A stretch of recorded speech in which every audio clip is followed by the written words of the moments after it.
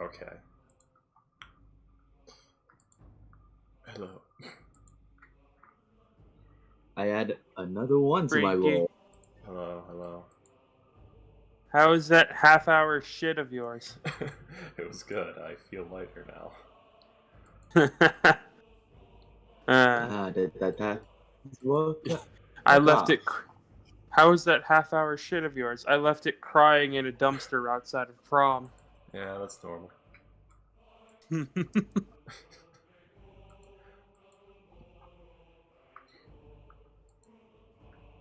I'm pretty sure Ghost is here, so we're just waiting for Payday and Boxy Woxy. Sorry, bro. I tried. Are you though? Fuck your mom.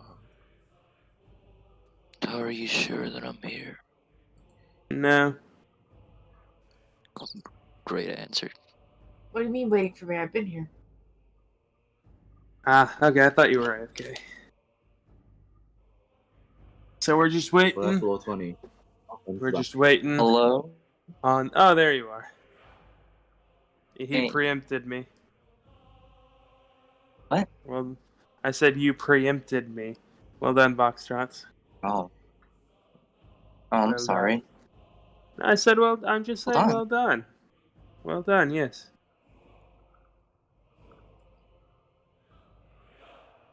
What did I do? God.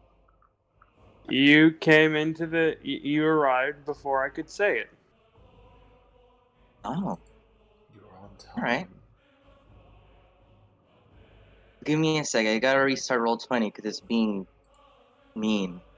It's being very rude right now. This inanimate computer program is very rude. Roll20 is run by... Roll20 is run by Tay AI. Hey. Does nobody Does anybody remember that? Tay AI? I existed? I'm sure if it wasn't 2:30 in the morning, I might, but it's 2:30 in the morning.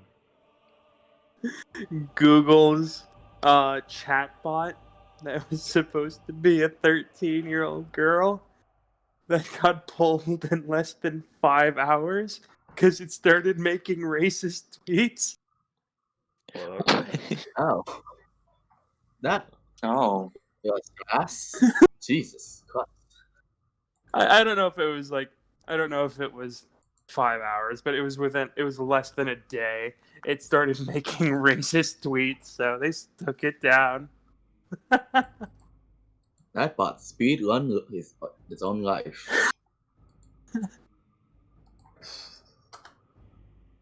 It was released by Microsoft via Twitter on March 23rd, 2016. It caused subsequent controversy when the bot began to post inflammatory and offensive tweets through its Twitter account, causing Microsoft to shut down the service only 16 hours after its launch. what a mess.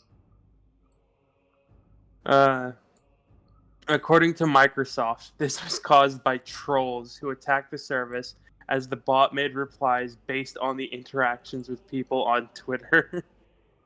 So basically, they just said the N-word to a parrot and then ran out when it started saying it back. Oh. I heard Twitter made me think earlier how freaky almost got tricked by that Elon Musk thing. I didn't What almost Elon get Musk tricked. thing? I didn't almost get tricked. You saw me doing research. I discovered it The and thing, began like, research. sorry, not tricked. My apologies. Yeah. Wondering what the fuck. There was some fake Twitter thing going on. Elon Musk dying in a what was it? Accident with the battery of one of the. One of his Tesla batteries. There was an explosion and a fire, and it was like rip Elon Musk. Yeah. And Payday witnessed me go through the stages of research from like discovering it to looking into it. Joined you. Yeah. What is it, Mama? Maybe. What? Well, answer me, you little gray fuck. Also, I showed him Gotcha Hell. We're going over character design again. Yeah, I gotcha, hell. At least you liked one of them. Yeah, I'll admit, little... what's it called? The Chinese vampires.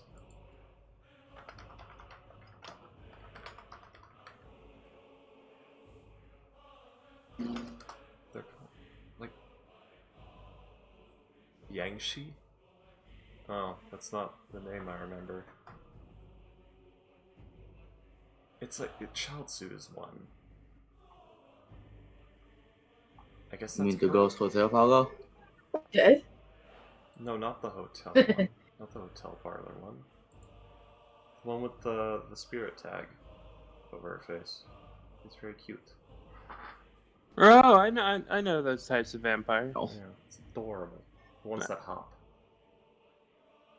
Yeah, the Chinese vampires. I know Like that. with with the little hat with the ball on top and like the hanging tag. And Yeah. that is very cute. I have no idea if you're talking about something in particular, but I'm sure they're less cute in actual mythology, but yeah, the caricatures of them throughout media.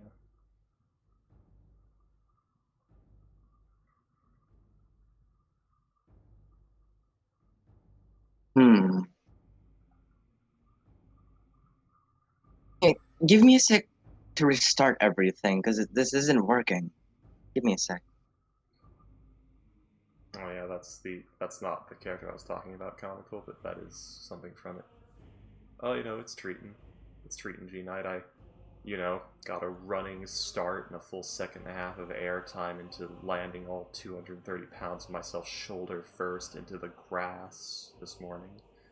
That was fun. wait, what happened? Yeah, I may or may not have cracked a rib. Probably not, but who knows?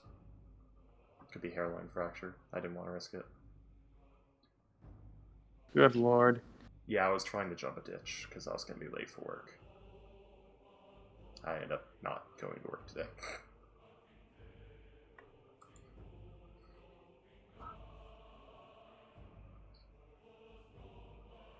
Ooh, a bobcat.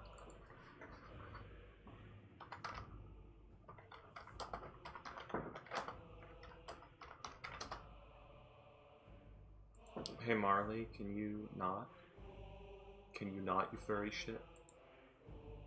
Wasn't Chaozu based on Chinese vampires? Yes, he was. Huh. This character. That's literally the only thing. I know two things about Chaozu, and number one is that he's based on a Chinese vampire, and number two is the fact that he blows himself up for no reason. Yep.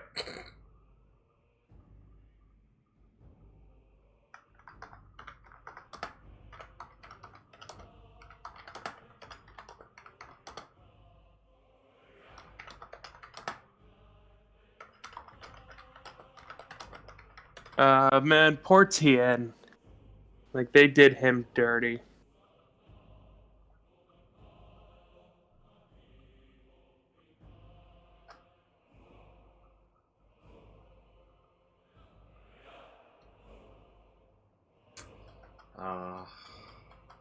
It might be because of the fact that my only real interaction with Dragon Ball is the abridged series, but Tien is my favorite character, and what they did to him in Super, he did not deserve. What they did to him in the whole series, he did not deserve. G Knight's hating on Malcolm, played by Jeff Goldblum in Jurassic Park. Oh, fuck you, G Knight. I knew that reaction would happen.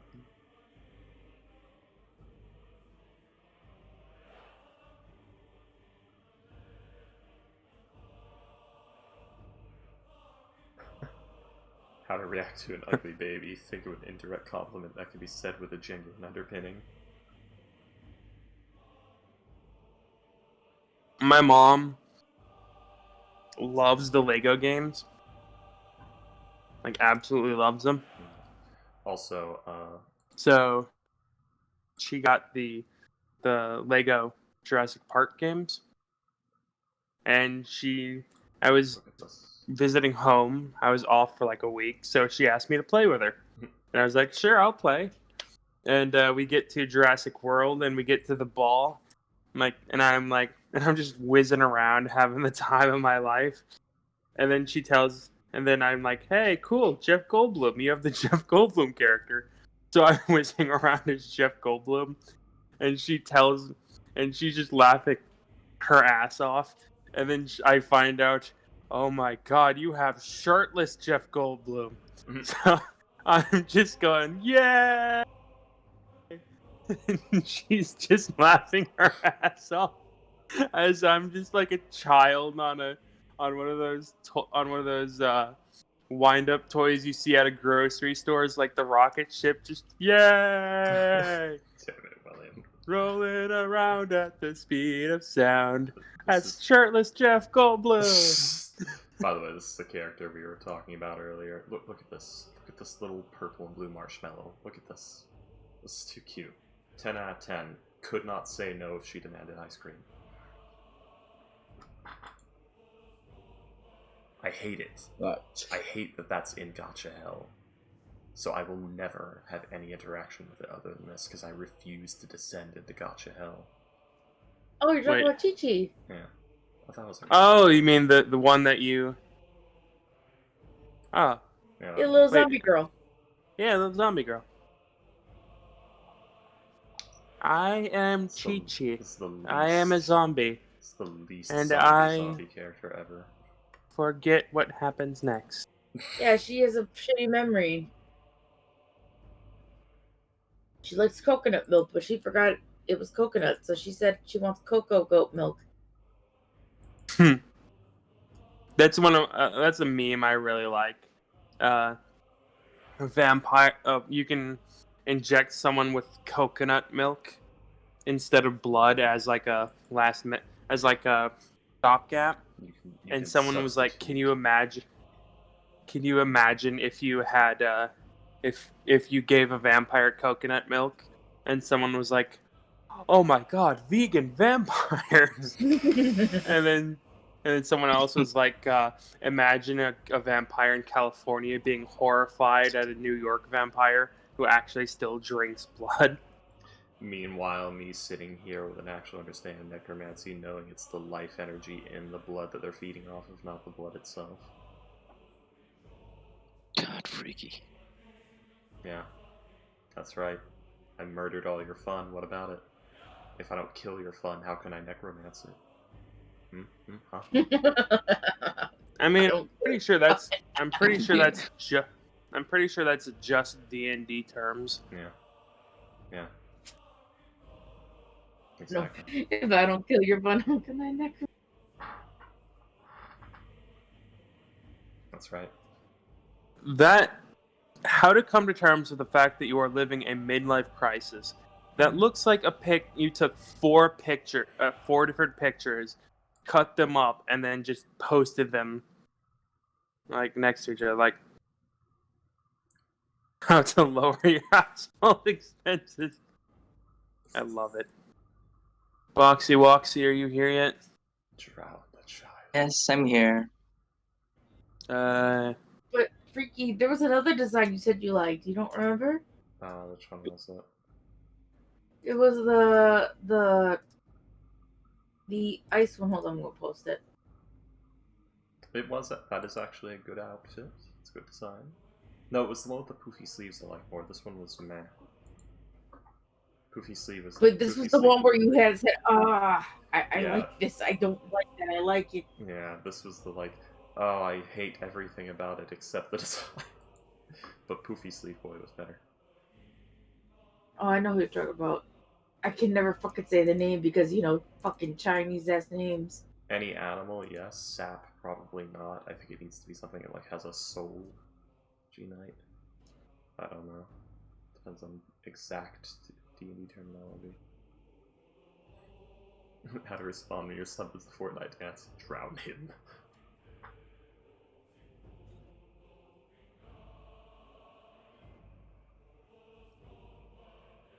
It was this one you speak of. Yeah. This was actually a good design. Good color scheme, good silhouetting, not too busy. I believe that is Jing Kui. No idea. I don't know how to pronounce it, so I'll go with that. In Shu, I think. Oh, anyway. Ching Chang Chong and Chocolate Factory. Let's go for that. Payday. Oh, What? You're lucky it's 2021 and you're Hispanic, or else we could call you a racist right now. Exactly. I'm Hispanic. I can get away with this shit. God damn. I'm going straight to hell for that one. I was going there a long time ago. I'm just adding on to my sin. What is the movie with Mickey Rourke and fucking Yellowface that like from the 80s? Like he's got like the fucking buck teeth in his mouth. He's like the main character's landlord or something, and he's just squinting. Lovely. Hang on, or is it Mickey Rooney? Uh, Breakfast at Tiffany's, I think. nice. I'm sure. Yes. Breakfast at Tiffany's. Mickey Rooney. I'm sure the Fucking- scene is actually funny, but we're not allowed to enjoy it anymore. Like, look at this shit. Look at this image. Oh yeah, it's, Fucking- it's incredibly offensive, and that's what makes it funny. Oh yeah. Back from the fucking 80s. God damn.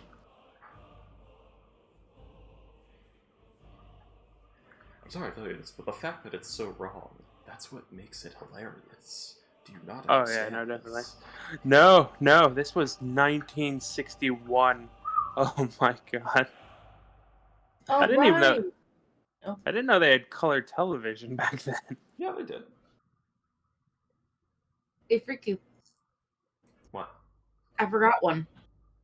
This one's gonna come out soon.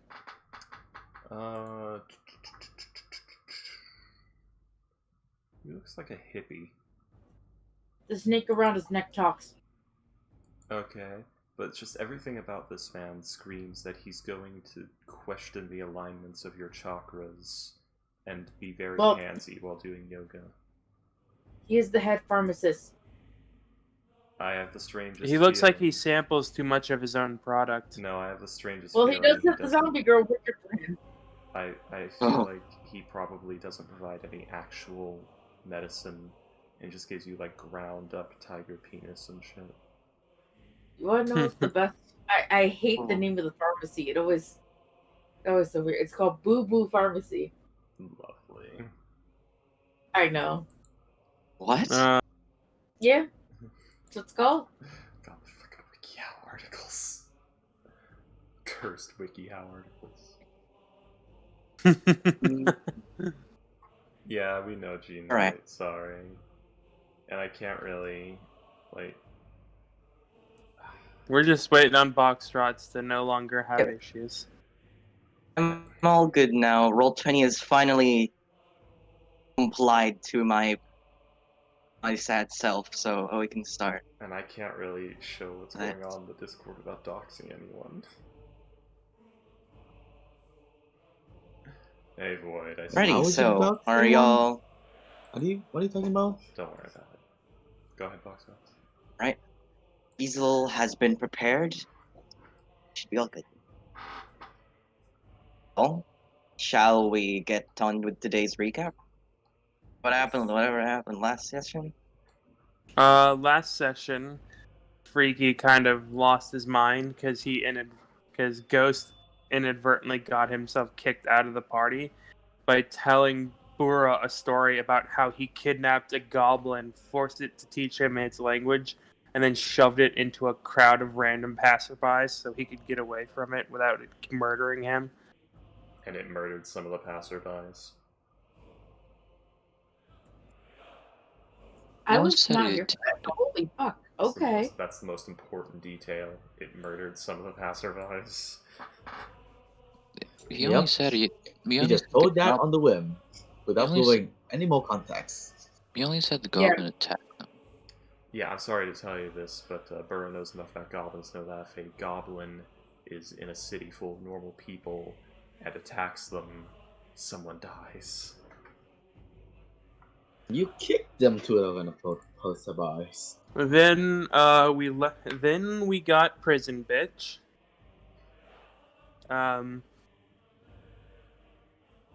And we dragged him into the forest so that we can all look for this. We interrupted a meeting where Burrow was telling them you guys need the two people need to work together because the town is kind of dying, and then we promised we would find the person taking the shipments, which is probably a frost giant of some kind.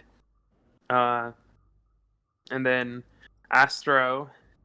we dug a trench as to do a trap for whatever it is, and then we had Gertbert act as baits as we all hid.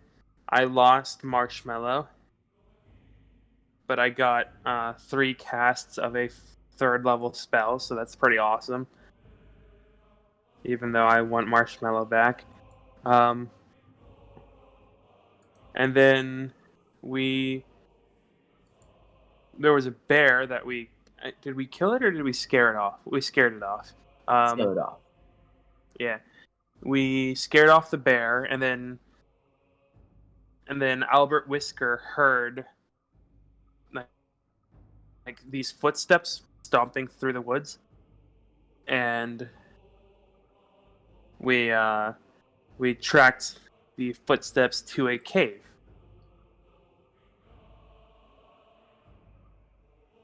And I believe Pretty much it, yeah. Yeah. Oh, William, that was great. Yeah, William. Not really. That's pretty much all. Well, it had everything in it, so yeah, it was a good recap. That's what recaps are for. I was not here for that part, so I didn't know that's why Burrow was pissed at him. I know you mentioned that Freaky Days pissed at him, but I didn't know why. The character I specifically made to be as nice and unabrasive as possible. So she got told that Well, at least he didn't went to jail or murdered. I'm still slightly... Alright, so he forced it to learn their language? He kidnapped a goblin and forced it to teach him goblin language. Okay. No, he tried to study his language and try to speak to him. My fucking. He learned that the goblin. The goblin was speaking goblin lots, and so Corral learned the goblin language from a book No, in 2 weeks, which I don't think is possible. I meant it to be he kidnapped him. So when he does learn the goblin language, he can speak to him about the whereabouts of his camp. He didn't learn the goblin language from that goblin. So you kidnapped a goblin on the off chance you might learn goblin, so you can find the rest of the goblins. Yeah. Huh. And then when that didn't work, you just threw him into a crowd of people? Did you just kick him out your front door and then slam it shut or something? Like what? I don't understand the thought process here. Why didn't you just snap its neck or something? I think Ghost, or at least Corral, probably Ghost, is one of those people that would think it's completely okay to dispose of active uranium in the dumpster at the end of the street. So that everyone who walks past it gets Wait, you're not supposed to do that? No, Ghost. No, you're not supposed to dispose of radioactive fissile material in common dumping areas. I don't think Ghost knows what uranium is. Fallout. Would you just Uranium is like uranium is like battery, right? No. Technically? No, it's nothing like a battery. I mean, you can use it to get energy, but that is an insanely left field description of it. Ghost, it's a heavily radioactive metal that they use for fission reactions in nuclear reactors. If you were to hold a pound of it in your hand, you would die in minutes. How much is a Secret pound? goes, don't throw a bomb away while If it's you were still to wet. hold, if you were to hold 10 grams of it in your hand, you would die in minutes. How much is that in kilogram? Ghost, I converted it to metric and you still didn't understand, you dumb fuck. 0.45 kilos is a pound. Okay. How do you not... I converted it. I did fucking metric for... You have no excuse. How do you not know grams? I mean, you did change the amount. Yeah. I did, but that doesn't mean that he wouldn't know what grams are suddenly. Yeah. They teach Let's go. Let's. I don't know what's happening. We're outside the cave. Let's do Don't worry, this. Buckshot. None of us zero. Alrighty then. So let us get on with today's session, unless we have any other shenanigans we have to get to. Yeah. So Why is there two of me? Multiplying. oh, there's two. Kitten has So turned calm. as all of you exit out the foliage behind you of the Goodmead Forest, you find yourselves in a hillside cavern as three entranceways reveal themselves. The one on the west, let's see. The one on the west has a frozen creek coming out of it. The one on the middle has an 8-foot high passage of hewn from rock and is moderately blocked by a tight stand of conifers and plants and such. And the northeast cave has a big yawning kind of entrance, and those who have a passive perception of 12 and above should notice that there seems to be little flickers of light coming from the northeast cave, the biggest entrance of the three of them. That's where we are now. Can I tell which tracks, or can I tell the various uses of the entrances?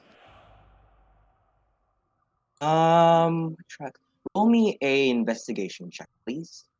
Can I tell which one is more used, or which one is what the which entrance to the track that we followed go into? Oh, that's intimidation. So that would be a. Wait, what? Oh, okay. So that would be an 8. An 8. So looking at it from first glance, it seems like the biggest cave, the one that has the flickering light emerging from it, has the most foot traffic. The other two, we can't really get anything more from the other two. They seem to just have just snow and other kind of dead plants and frozen water. Let's go in the middle one first. Can Kale put two and two together? That is probably harder for a thing like Giant to get into. Giant is large, right? I mean, it is Yes, called yeah. a giant. Yeah. But Goliath is still medium. So, what are y'all going to do? What is the plan, everyone? I will offer to send Albert Whisker through this entrance. I don't know why. I just feel like there's something down there. Agreed. Alrighty, so Sure. please add Albert Whisker onto the map. Foxtrots, you lazy bastard, you can't... I'm kidding. By the way, Sorry, alright. By the way, that story Ghost ended up telling, did he only tell it to Burrow, or did he kind of say it out No, loud? he told it to the party. Oh, Yep. Sitting on a alright. campfire. Leonie doesn't necessarily hate him, but she is a little wary because that's innocent people. That's no cool, dude. Yeah, and Burrow just She's kind not of instantly Burrow, but more disturbed. The walked scene into the where he door and told said, that "It's best you it leave." was a fireplace, and we were sitting in a comfy chair, and he just told that out of nowhere.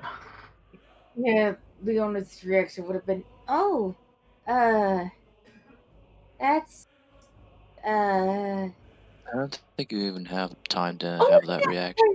I would." That would have been her. Go on. Sorry, I just had to make sure because that's a little bit more wary.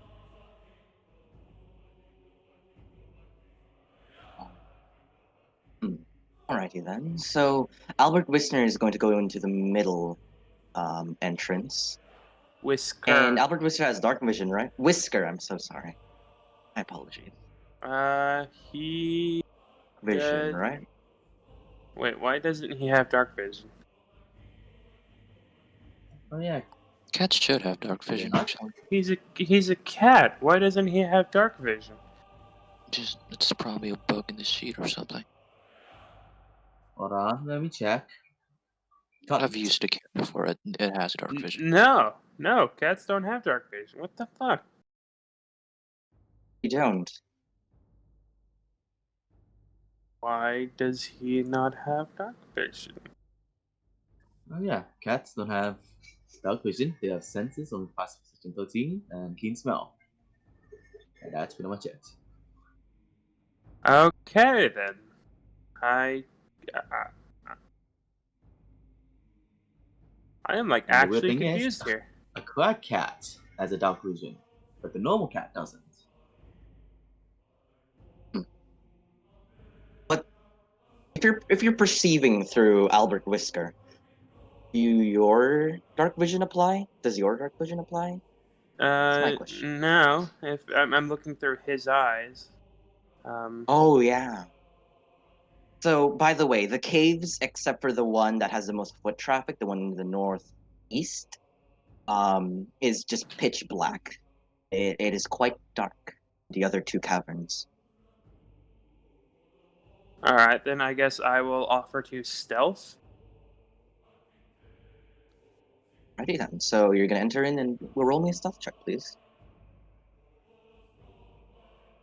I just used that How natural about 20. everyone else? Sure, yeah.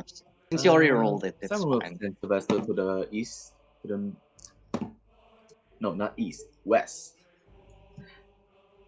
Alrighty. So, but go ahead. Y'all can move your tokens and such, Right. and I'll describe once you get there. I sneak in, and you guys see as she gets out like a little out of a belt pouch she grabs a little copper wire. She tells you all to wait here. I send the robot rabbit to to scout ahead. Clang, clang, clang, clang, clang, clang, clang. Wait, is that a Weirdly enough, guard? I actually don't think it has disadvantage on stealth check. I don't think it actually does have that. Well, is Sylvester stealthing? Yes, of course. Roll me a And stealth check for Sylvester. I can't And see through it. Now, Hmm? does Sylvester have dark vision? Yes, he does have dark vision. 60 feet. Alright, so stealth, dexterity. 12. No, Alrighty. no. So give me a sec.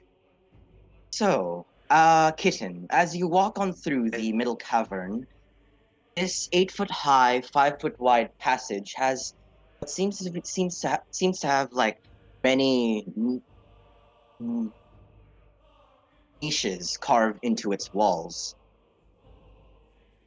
They seem to be quite wide, like Each of them is 3 foot wide and 2 foot high. So they're pretty pretty sizable. Are they like stacked, or is it like a single line of them, like at like knee height? It's a row. Like what? How high is It's it? let's see. Well, it's right about on your chest area, so it's pretty. It's off the ground. Do any of them have anything in them? Roll me a investigation check. Okay. Investigation. Boom. 23. All right. So, Kitten, as you look upon these niches, they seem these seem to be carved out by actual hands. So this obviously isn't a naturally made thing. There seems to be nothing in any of them, but you do notice that um, they're about the size of a person can fit in this and lie here. So, but there is nothing in them, unfortunately. Oh, so this is like a morgue or something, isn't it? Crypt. Huh. Maybe Is there anything further down, or? there is. Give me a sec. And is everyone else is just waiting for Kitten, right? Mm-hmm. As As long requested. as thought so, yeah. But yes. Alrighty. Albert There you go. Whisker will be on Burrow's shoulders, and he has orders to go crazy, like if Kitten needs help, like start yowling, claw at her shoulder, like run in. How polite. Not Burra. She already does that Kitten, anyway. as you enter this chamber that sort of has a curve to it, and goes to your right and left, you start to hear something nearby. It sounds like someone sharpening a weapon of some kind, and you also hear the sounds of like the sound of heavy breathing and quiet mumbles of a deep voice coming from deeper in both directions. Give me a second to keep revealing them.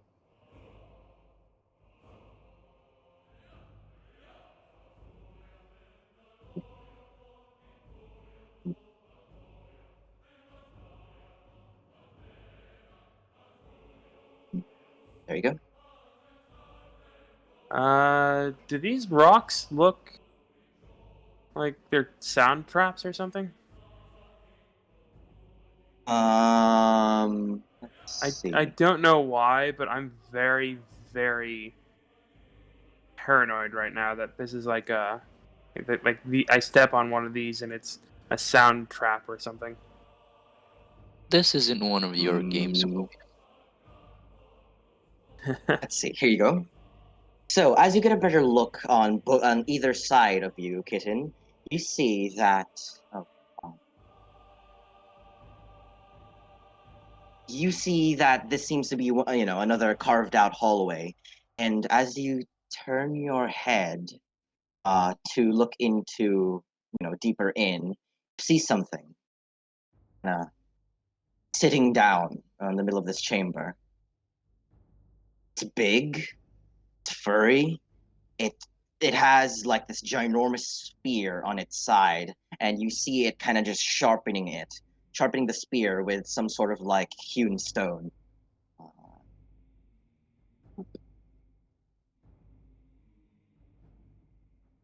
It seems to have not noticed you. Yeah. It seems to have not noticed you, and it's just and the creature seems to be, minding its own business, grunting and just humming to itself as it sharpens its spear. What the fuck is a verbeeg? I don't know, but it was very nice of Wizards of the Coast to charge premium price for this, but not even put fucking art on that token. There Okay. is an actual handout on what these things look like, but weirdly enough, it's not on their tokens. Yeah, It couldn't be it found. give me a sec. has Found, look up Ravik on it just the has image. a handout, Weird. Yep. but not. This is what it looks like. But less, but just more masculine, as this is a guy. So William, how much did this cost you? $72? I don't remember. I think it was like 50 or 60. This is the ghost, motherfucker. Right. So, she looked do you all nice. see the Wow. handout? What a happy laugh. Oh, that's a female. Oh, that's an old lady. What a smiling lass. Yeah. So you just looking see this from guy the road, cross-legged, and not yeah, wet. just sharpening his Done well. spear on his side. Do I see like the casks of mead or whatever? You take a look around in this area. He seems to be alone, so you don't really see the casks of mead in this area. Okay. But like, do the rocks seem like sound traps? Like I asked. From what you can tell, it seems like these rocks have just fallen. They're not really traps of any kind. They're just there. Okay. Then I'm going to message Bura and say, "There's a big blue guy here." Only it's a message spell, so only she can hear me. I could be like literally half an inch from this guy, and he wouldn't be able to hear me. To be fair, you have to whisper the message. It's the message that's received that can only be heard by the person that received it. I will say with a natural 20 in stealth that whispers. It says not whisper. Kitten's fine. The target and only the target hears the message. That's sweet. Okay. So then I'm gonna say, "Oh, he's gonna ruin it, isn't he?" I'm gonna send Bura a message that's, "I see a big blue guy. He's got a spear. I don't see anyone else. He doesn't notice me. I'm gonna keep looking." Alright, try not to start anything. See. And then I hear the clang, clang, clang. Hold on. Well, what's your passive perception, by the way? 13. As I hear Yeah, the you should clang, be able to clang, hear. clang of the steel defender. Yep. So, Simon, what do you order What do you order Sylvester to do exactly? Oh wow. You will either try and get as far as you can and probably report back when he he's gone. He's dead. I He's gone. can't see through your steel defender. I won't reveal the map, fortunately. Okay, basically he just tries to scout out ahead, and if you see anything big or dangerous, he'll try to report back. Okay. Or anything shiny. Give me a sec. So, Sylvester starts heading into the cavern. Don't really know how, what the cavern looks like or anything like that, since you can't really see through your steel defender. So, let's see.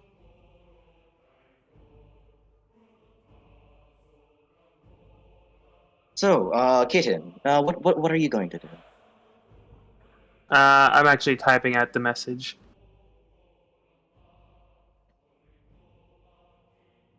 There we go. I send that to Bura. Okay,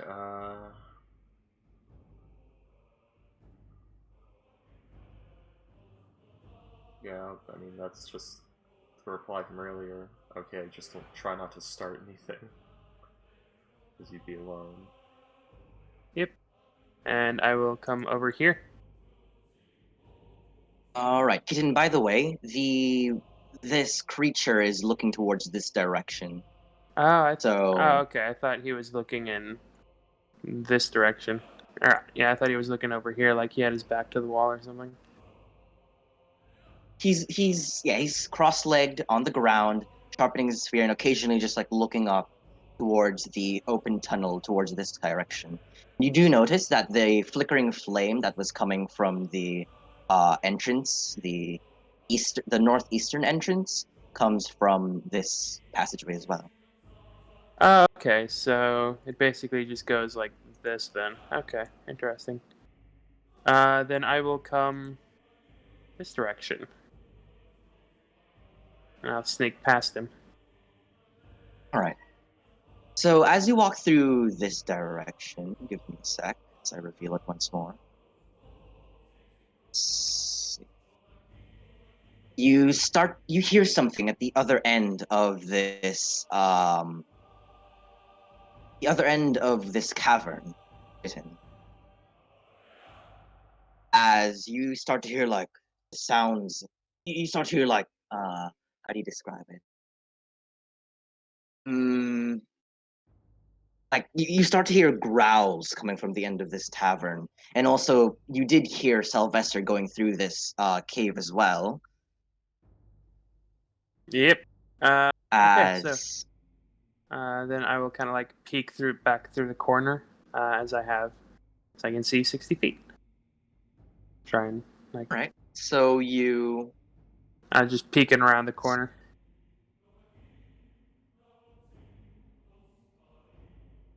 see Sylvester in the middle of what seems to be a frozen stream, as it is kind of just it's kind of just there, kind of perked up and kind of staring towards this direction. And then you hear it, Kitten. You hear a low, guttural growl coming from where Sylvester's looking towards.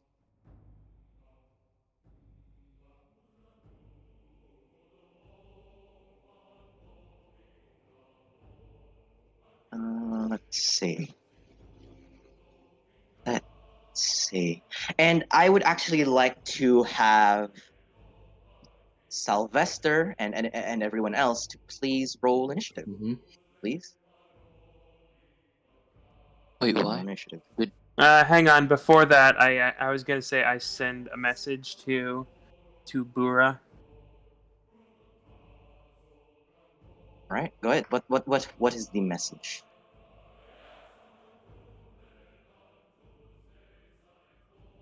Oh no, it's silence because Kitten is dead. There we go. Oh, Oh, okay, or you just private it.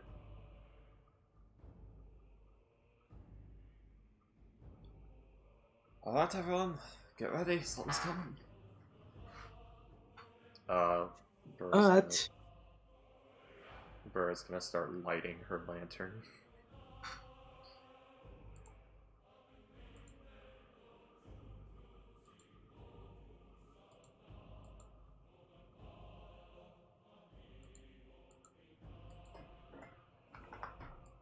alrighty. So, give me a moment.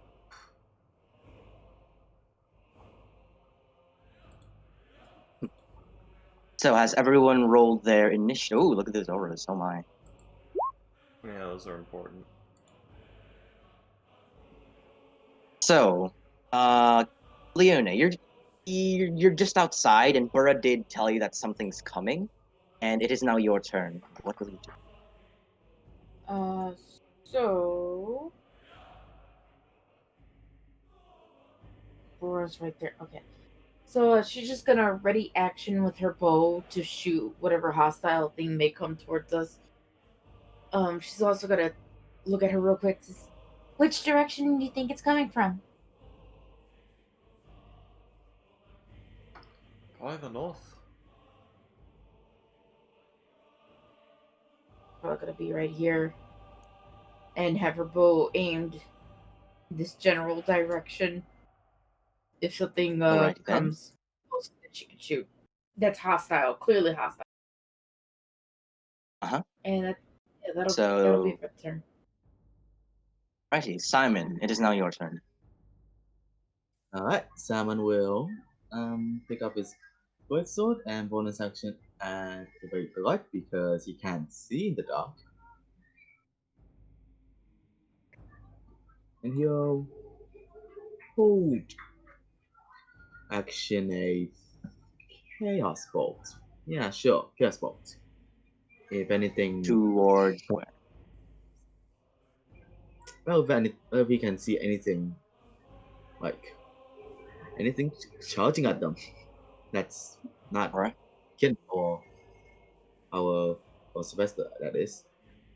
Righty then. Now for Sylvester, So you and not Honey, you and Leone hold steady as you prepare your attacks. You with your spell, and Leone with a knocked arrow. And will that be your turn?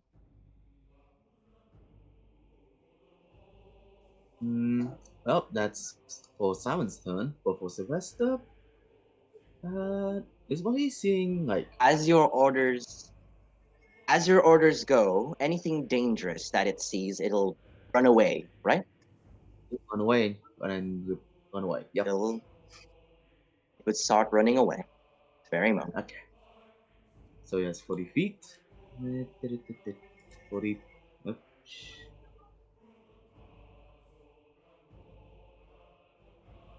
Okay. 40. There we go. Right, so Kitten, you just see Sylvester leap up into the air as it takes strong kicks to just run away from the end of that cavern as possible. Just run away from that end of the cavern. Okay. Right, Foxtrot. Simon? Yes. Yep, that's my turn. I'll wait for my turn. Alrighty, Kitten, it is now your turn. Question. If I were to go all the way over here, and I were to try and get into one of these slots, would I maintain stealth? I would say you're going to have to crawl in. You're going to have to be prone to get into one of those niches, though. Yes. I would say. I'm just wondering, this thing's obviously very tall. Like, if this thing's at chest height for me, it would probably be waist height for it. If I'm at the very back, it shouldn't be able to see me, even if it squeezed through. Unless it's specifically looking into the cubby holes for some reason.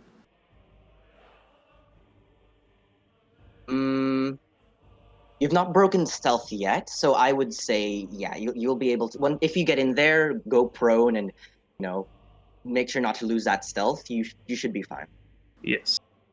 And I will use my feline agility to double my movement speed. And I will boop, boop, boop. And I'll be at the one on top, not like this one right here. Like I am Righty. in this one right here. Put you right there. Yep. So, with that, Kitten, you scramble off and start climbing into one of the niches in the walls, and that be ending your turn. Yes. No. I will send another message saying, I'll send another message to Bura saying the tin can is coming from the left. Bur will relay this information. Alrighty. That will be your turn. It's been hard on that thing. Right? Alrighty. Bill, it is your turn. It seems like there's something going on inside the cave, and Burra has been telling y'all, exclaiming to y'all what's been going on or where it's coming from. Okay. He's gonna move over besides Leone and put himself behind the tree. And then since he doesn't have any spells that he can use right now, he's gonna shout out in giant. I can't scream right now, so I'm just gonna try my best to put on a deep voice. Prepare. What? I would use screen going deep. Humans. We're surrounded by humans. Get out from the entrance with the what is it called? Running water. Alrighty, so you're going to scream this out and into the cavern, right? I'm guessing so. Yes. Giant. Okay, so judging from the footsteps, Roll. and this is Roll me. I yell this in giant. All right, Dad. Wait a minute. I haven't lived with my dad in 100 years. Please roll me a deception check. Gil.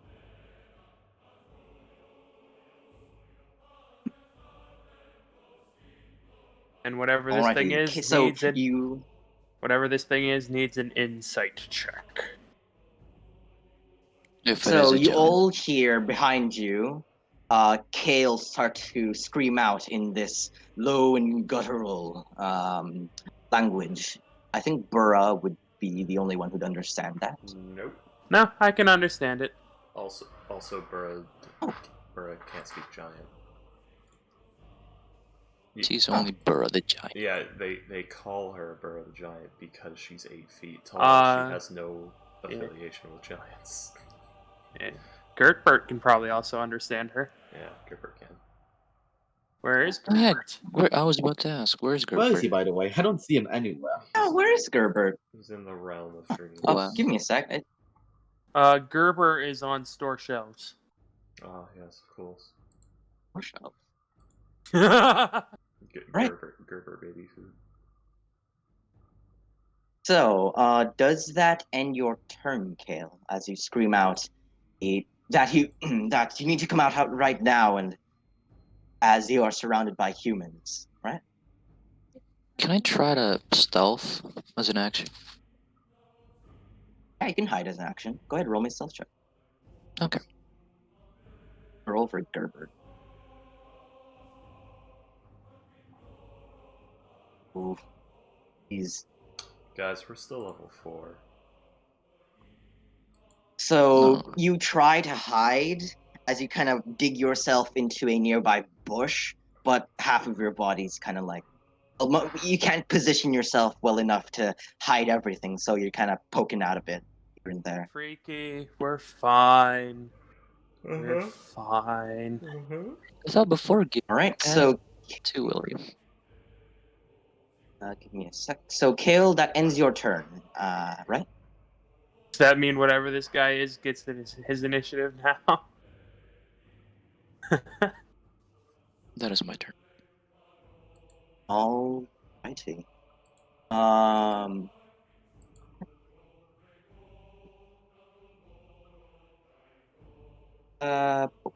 So that is your turn.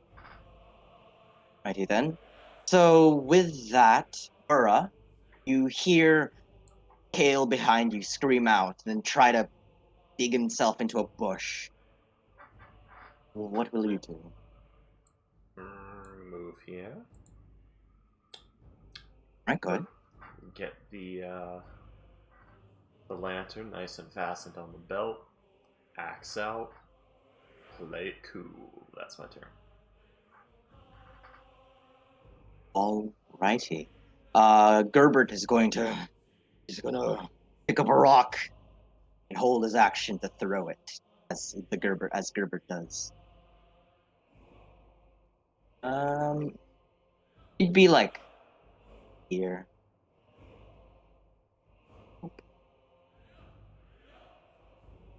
And give me a sec actually.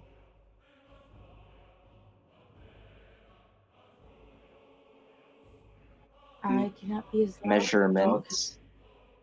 Dog has decided to be a bitch and keep barking, so I have to keep my door open. Oh.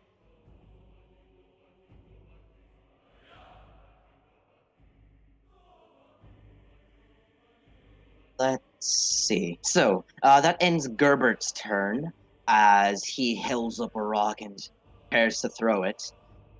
Then, from inside the cavern, from where Sylvester was, you all hear this guttural roar emerging from inside. Then, poof, sound of a large creature, what kind of booking it towards where Sylvester is. Actually, well, you know what? This lighting stuff is getting quite annoying. It doesn't matter. As Sylvester sees this giant brown bear with its claws out, running towards it, full. Oh, there's a bell now. Ready, That's yeah, just ready to attack. Give me a sec. Bear.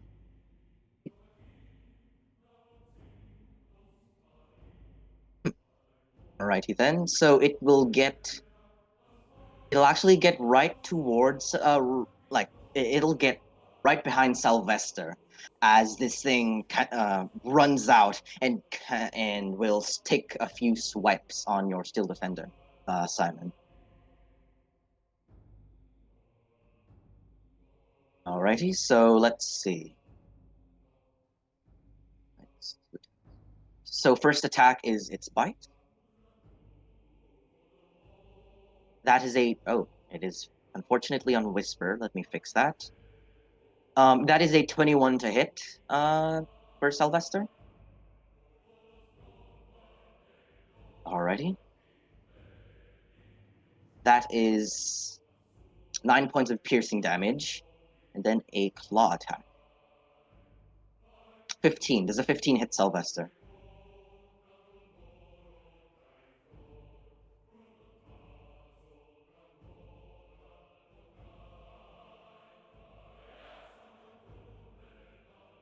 Oh, you Oh.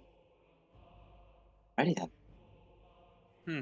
So you- that is 9 piercing for the first one, and 13 slashing for the second one. Oh, So as you extra. all hear the I need sounds... help follow up. yeah? Are you doing? Are you, I thought you were doing them to GM. You usually... Well, I'm kind of kidding. Do whatever you want. It's just like you did the first roll to GM and then the damage and then the second roll and its damage too. Yeah, I am more used to showing the rolls, but all the sheets in the game are 2 GM, so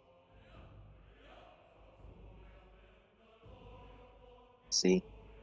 Interesting. Sylvester is now down to 3 health. Goodness. Alrighty, so Sylvester sees as this giant cave bear emerge from behind it, kind of sprint up and bite Sylvester like right on its back, and then and then slash it with its claws like across the face as bolts and metal starts to like fly behind it. As Sylvester's not looking so good. As that will end the bear's turn. Sylvia, it is now your turn. You are holding your action. Oh, your held action is lost as this is a new turn. Leone. Fortunately. Sylvia. Leone, gosh.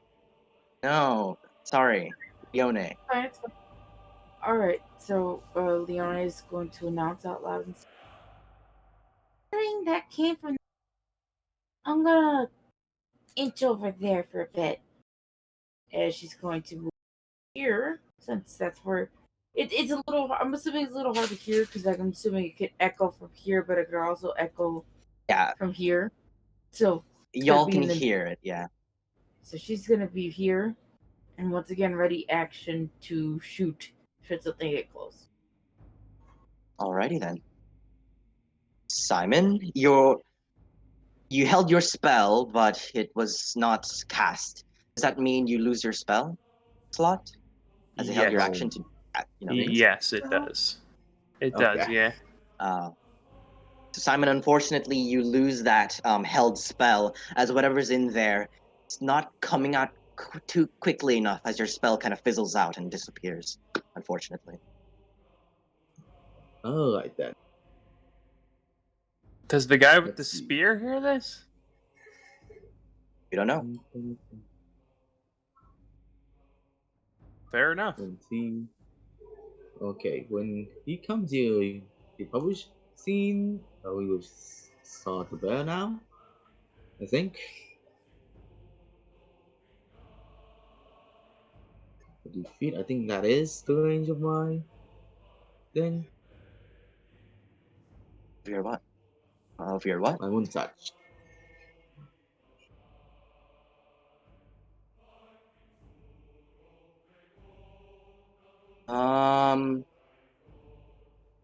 What are you trying to do for your turn, Simon? I'm just trying to see if I can see the bear now, because my moon touch is You are 20 feet. Oh, you have it. You have it lit up. All right. Does it take any So extra actions to light it up? yes, I did it the first time when my first turn. Now I'm trying to see. I'm trying to remember if the light reaches the bear, because I don't remember if it reaches 15 feet. Moon touch. It would be just in because it's 15-foot radius, bright, 15-foot dim. So, like it would be Oh. right on the Yeah. edge of it. Right. So like you Yep, could see so you would these, see- you could see this part, but not back here. Pretty much. Seeing that, he's just gonna try and chaos bolt the big old bear hiding on his own creation. What? And that's a 10. That won't hit. Oh. So you conjure up the spell and toss it towards the bear. It sees it coming as it kind of ducks down a bit, and you do singe its fur, but it hits behind it towards the like rocks in the cave. Fortunately, that's a miss, Simon. Yeah, fucking that. Yeah. Okay, that will be his turn. And for Sylvester, I Alrighty. haven't used my bonus action yet. Gonna try and compel herself.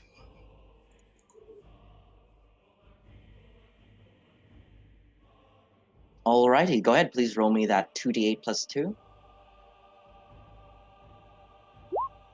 Oh god, I rolled terrible on that one. Okay then. Yep, that's pretty much my turn. Alrighty, so there's an extra 6 hit points as you see as Sylvester starts to repair itself and the lost parts start to, come back to it and fix itself and repair itself onto him. It'll be the end of your turn. Kitten, it's your turn. You are hiding in one of the niches.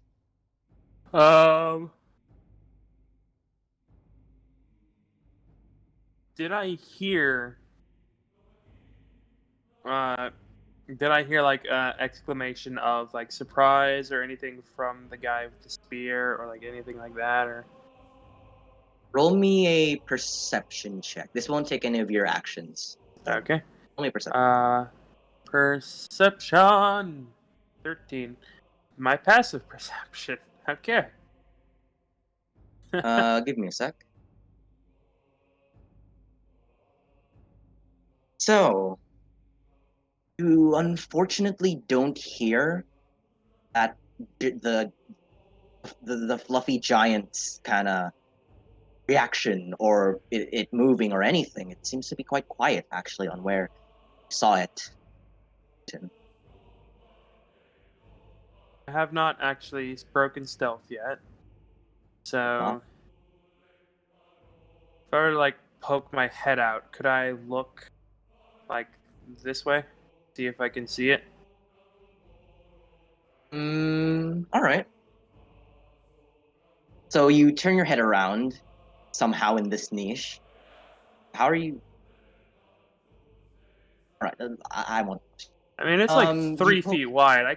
And I'm a cat. I can very easily like move around. Haven't you ever That is heard of? true. Haven't you ever seen the?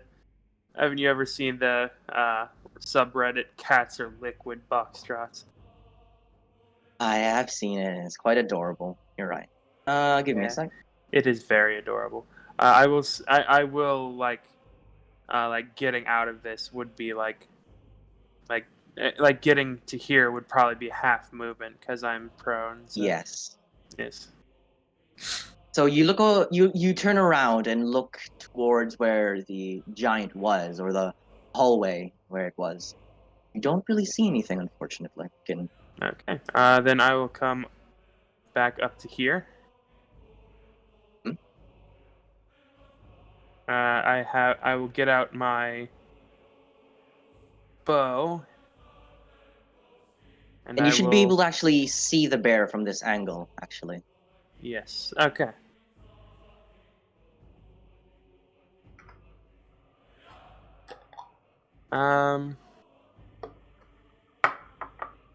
In that case, this is probably not a good idea. I'll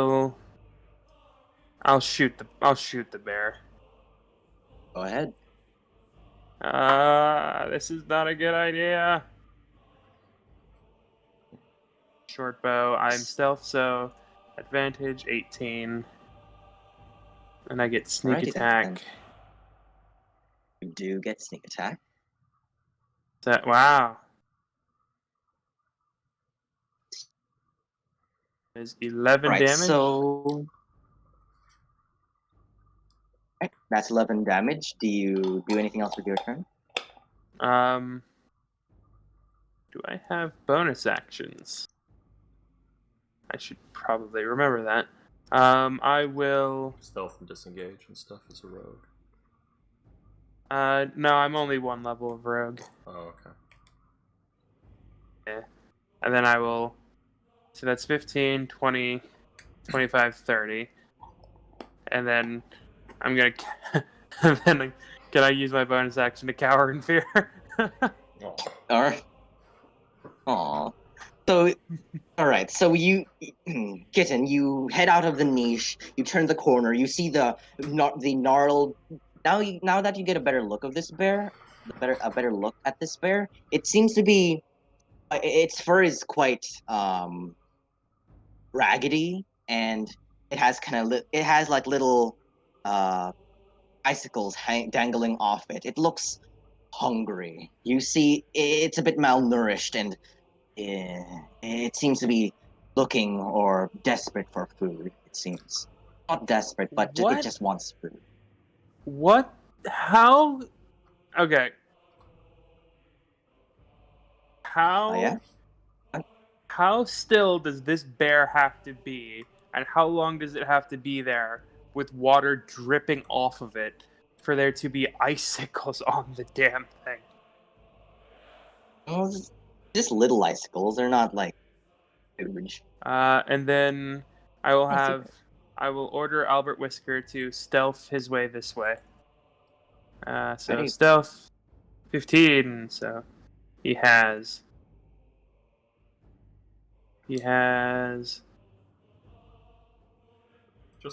40 feet of movement, so he will 5, 10, 15, 20, 25.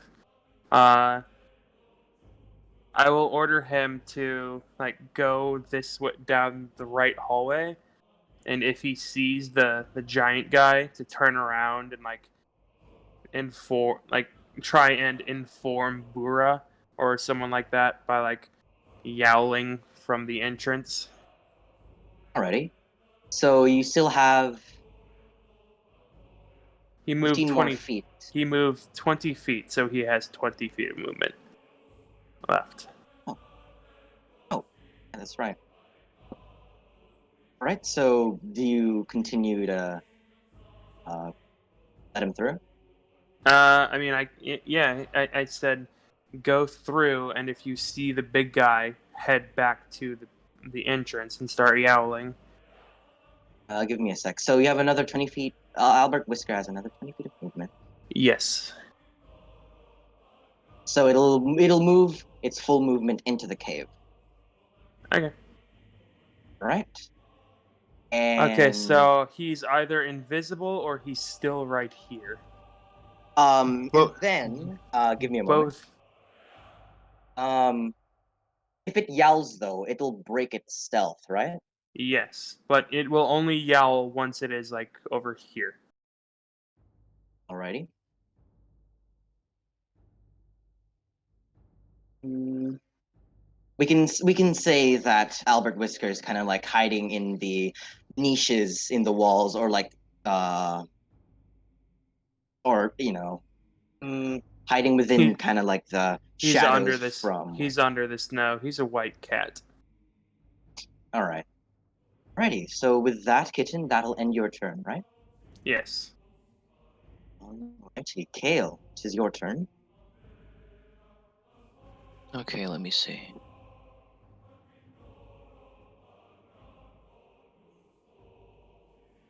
Actually, could you please roll me a perception check for Albert Whiskers? Very well. Perception. 10. Alrighty. Ugh.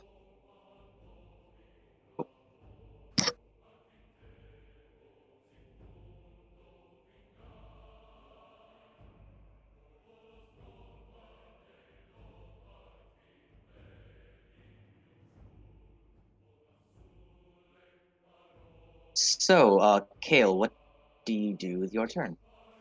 He's gonna cast Scorching Ray. Hey, you can cast Scorching Ray. Go ahead.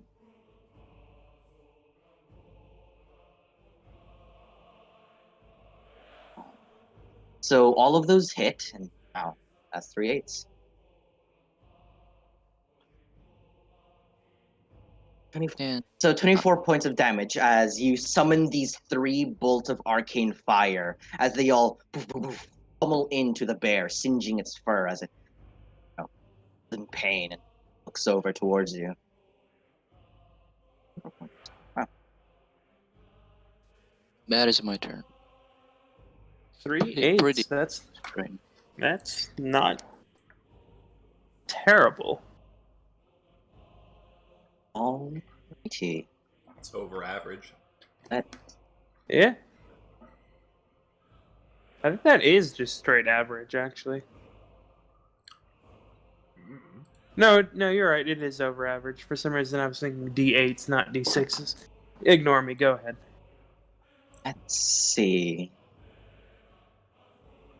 So with that,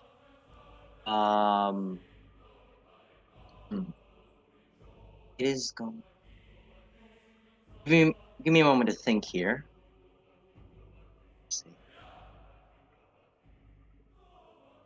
see. Ready then. Burra, it is now your turn. These trees look like they can be stood up inside of here, or is the ceiling too low? Let's see. These are they're like 20 feet in length, and unfortunately, other than the largest cavern with the biggest opening, the other two you can't kind of pop them up. Okay, so yeah, I can't like stand them up out here. Basically, No. yeah, I wanted to like lay them against this wall. All right. Well. Okay, 5, 10, or wait, more. What's that? It was 20, 25, 30. Investigate the noise. Definitely a bear. I guess 55, 60 for a dashes. And go ahead and do a rage. Alrighty, start raging. Yep. And that should be the Burra's turn.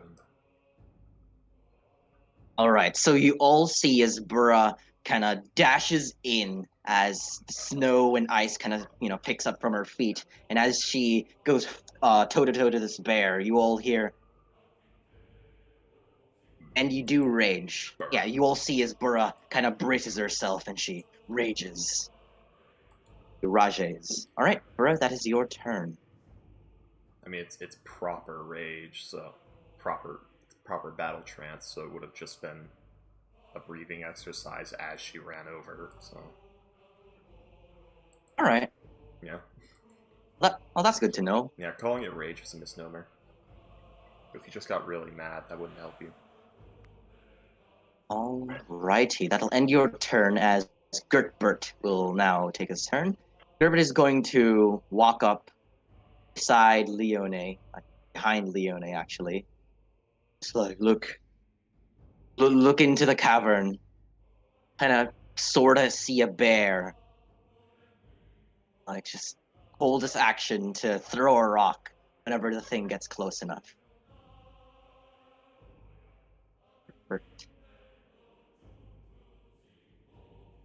Herbert's turn.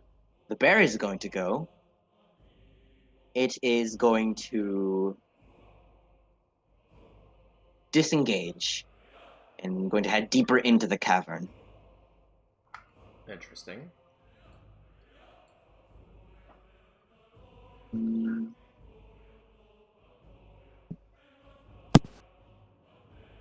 It smells like As- bitch in here. So, Burra, as you run up and you have your rage kind of readied, the bear kind of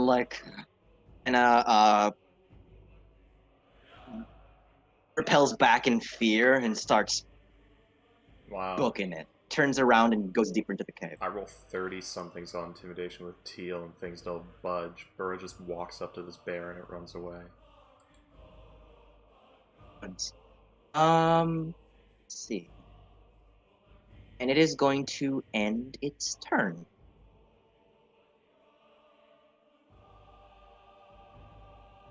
There's no light there, really. I'm just going to. Okay, where's Kitten, by the way? She's just Oh, still right here. All right, my bad. Numbers were blocking Kitten's token. I didn't see it. Alrighty. So, Leone, you're concentrating. You have your arrow knocked on your bow and just waiting to see whatever's inside to show its face. Nothing. You have lost that held action, unfortunately, and it is now your turn. What would you like to do?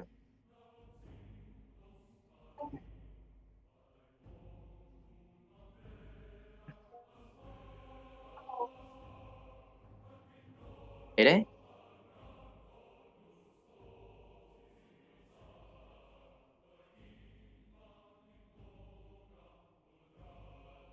Hello, did I cut out? No, No. I don't think it is here. Hmm. Well, Someone for in there, right? now, yeah, something like that. But for now, let's go over Leone's turn, and once Payday gets back, we can start it once. Yeah, we can just start. We can just get her turn through. Alrighty, Simon, it is now your turn. You see the bear booking it, and get out of the radius of your light, your moonlit sword. What would you like to do?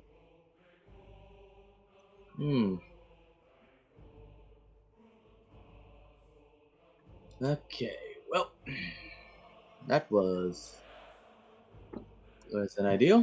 He just walks to Sylvester and begins to lay a hand on him. Let's fix him up. Alrighty. Thanks, by the way, for that regarding. Does that actually heal your Steel Defender? Yes, hold on. I think it's just somewhere in the. It does, but it takes 1 minute to cast. So It does take 1 minute to cast. So do you start the ritual to cast it? Well, it's not a ritual spell, but Oh, I never knew that.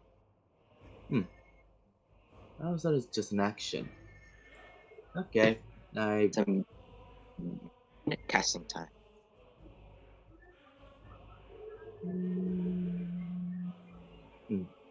No, I don't. Có bảo bị đuổi rồi đâu. Đuổi rồi then. You as bùa. So do we go after that? After that bell? Just seems the god just seems to run away.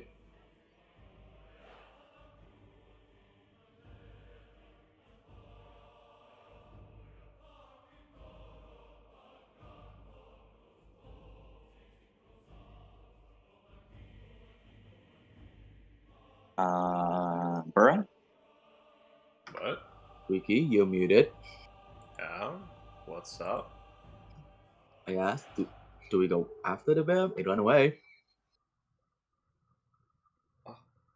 I don't know. I'm looking for some sort of giant thing. It's its pet. Kill it. What the kitten found, by the way? Isn't she that way?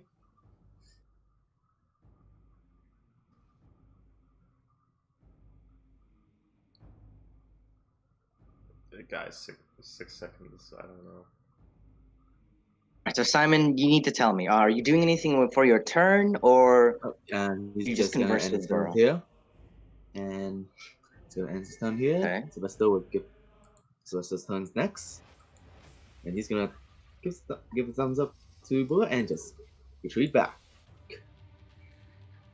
Ready. Let's see.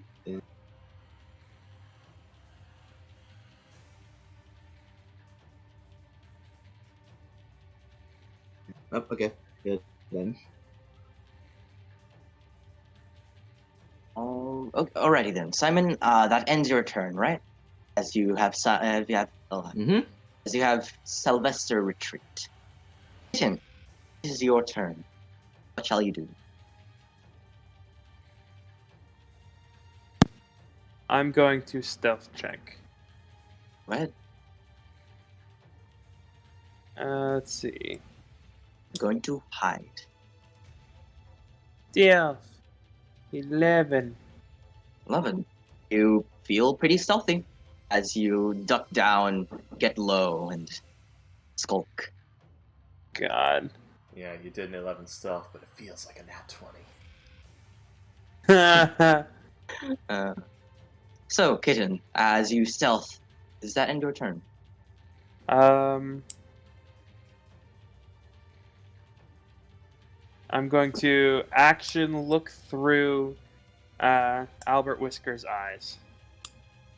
Alrighty, so you switch out your perception as you look into your familiar's eyes. I will now reveal to you a particular room as Albert Whisker is kind of like scanning around looking for what you've requested, the fuzzy giant. Moment. I'm just gonna.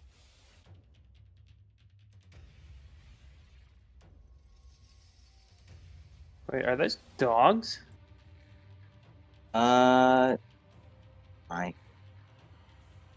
Oh, those are sheep, aren't they? There's something Yeah, else we in used there to- as well. It's the axe beak.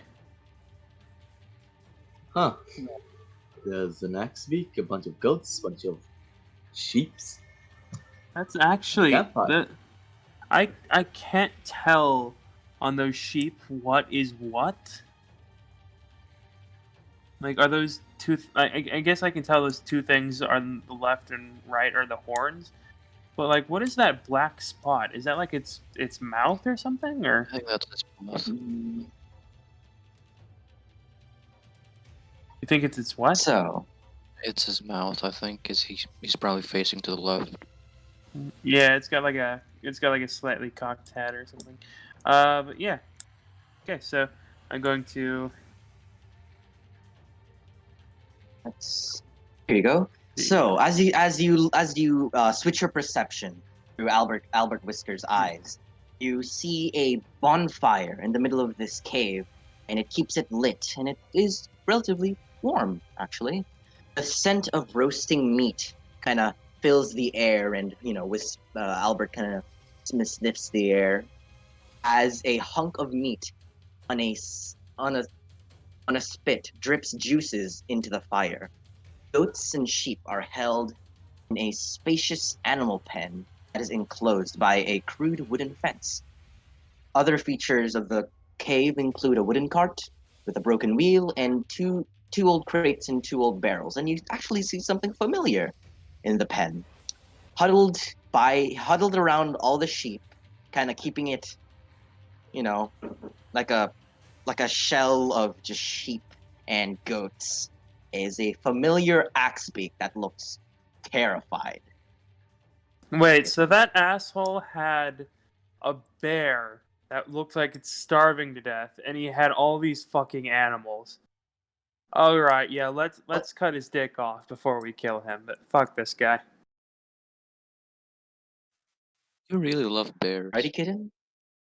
No, it's just like if this thing is his pet, like why would he starve it? So it's gonna come the 10 feet.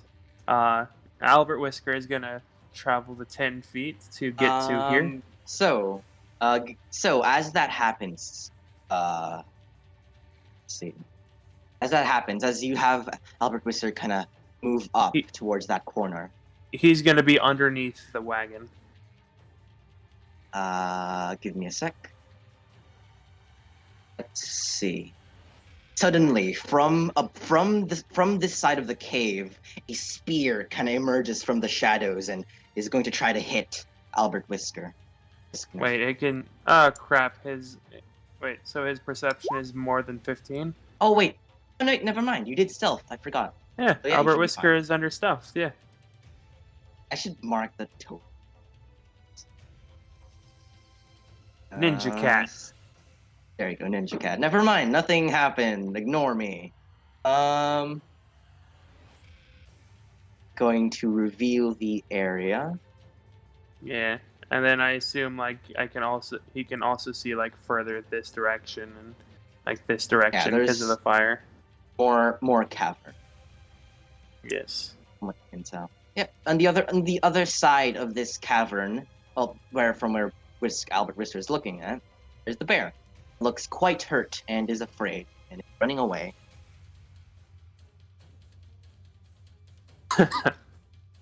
He's a Skyrim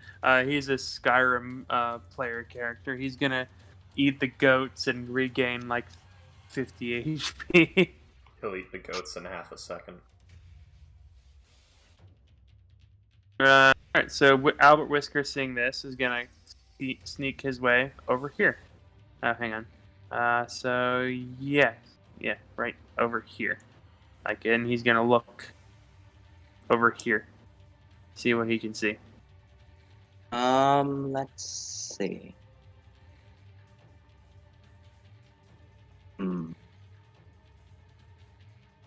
Give me a second.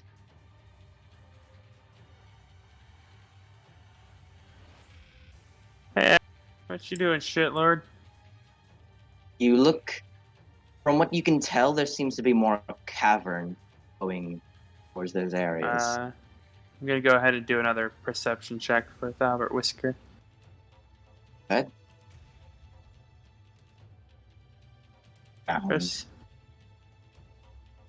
11. Can I have that with Whisker... Can I? No. I was gonna say, can I have him try and do this, but I already rolled it, so I'm gonna stick with it. And unfortunately, you're looking with sight, not really with smell. Yes. So with an 11, you look around. Other than the pens and the terrified bear trying to run away, no, nothing much. Not much else really. All right. So in that case, he's gonna come like a little bit over here, because I assume it's going to come like this, and either go this way or like this way. But yeah, yep. Albert Whisker is still like all sneaky and stuff. Ready?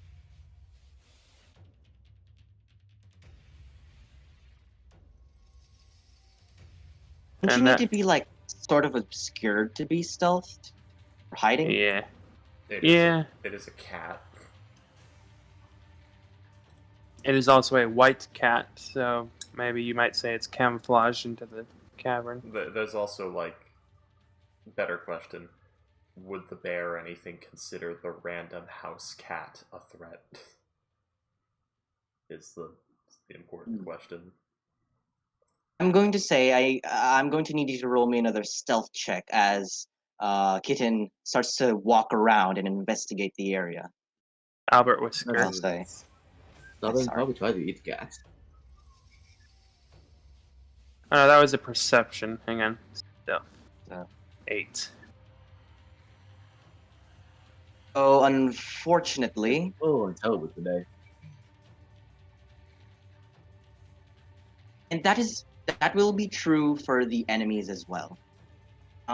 If they're not obscured, they can't stealth. They can't Yes. stealth. Yeah. So you do see Ah, when you were wait, why didn't from you when see you it were earlier? here.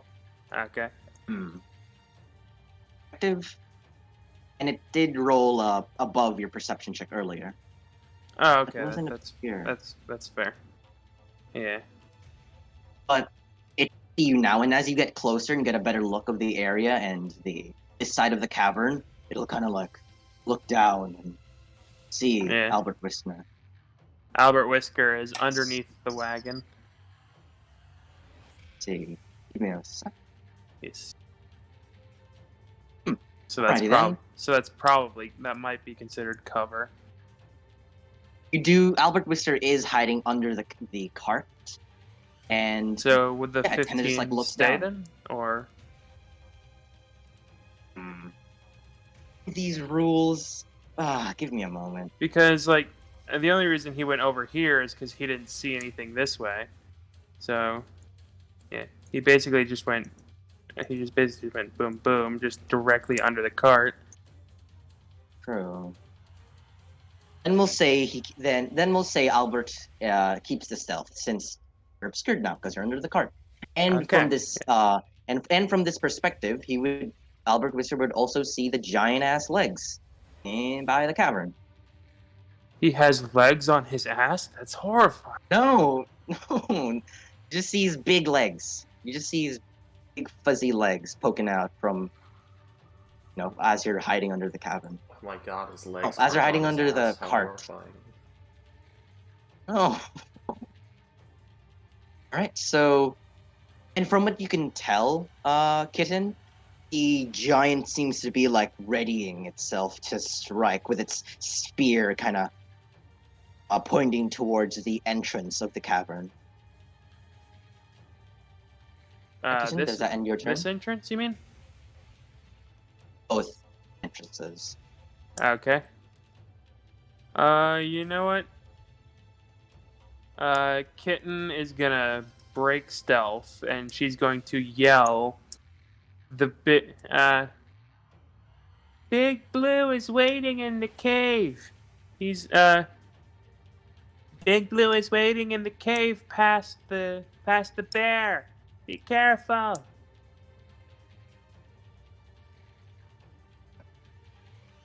So I'm gonna go ahead and say I'm no longer stealthed. Stealthing. Alrighty. Kale, you hear coming from deeper in the cavern. Kitten scream out that to be careful. There's a giant. It said Big Big- Blue. Yeah, Big Blue. Blue. He'd have probably heard Kitten refer to Bura as Big Red. Okay, so he's gonna run over here 30 feet and then stealth.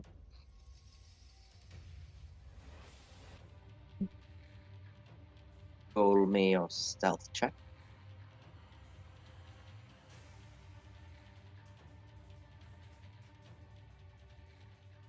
Yeah, you would see Kitten in the middle of the hallway. 17. You feel pretty stealthy as you hug the cavern walls and I mean, Kitten can probably see him, considering he's just standing there. that is true. But he has it. So, let's see. So I mean, the ones deeper in can't hear him or perceive him as he is stealthed. whoever can You see him should be before able to see. they can see where he is.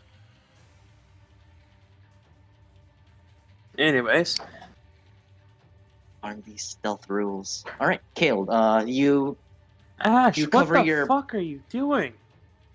you cover your sound to make sure you're not too noisy. What will you do? This takes your action, by the way. I don't have anything else to do. Ready. So this guy is going to let's see.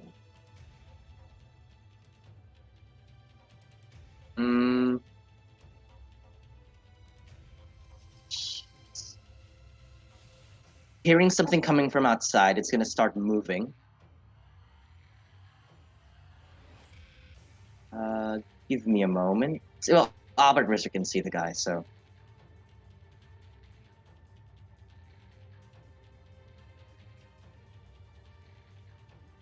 So that's 50 feet. 60, 70, 80. So it starts moving around and through the cavern as Leone Gerbert's side basically hears the sounds of heavy footfalls going through the cavern, and all of you, well, three of you that are outside, you see this giant, this furry this gray furred giant with a scowl, holding a spear, ready to attack, kind of giving this low guttural kind of growl towards basically all of you, as it'll end its turn here. So we have a token for you in general if you want to use that. Oh.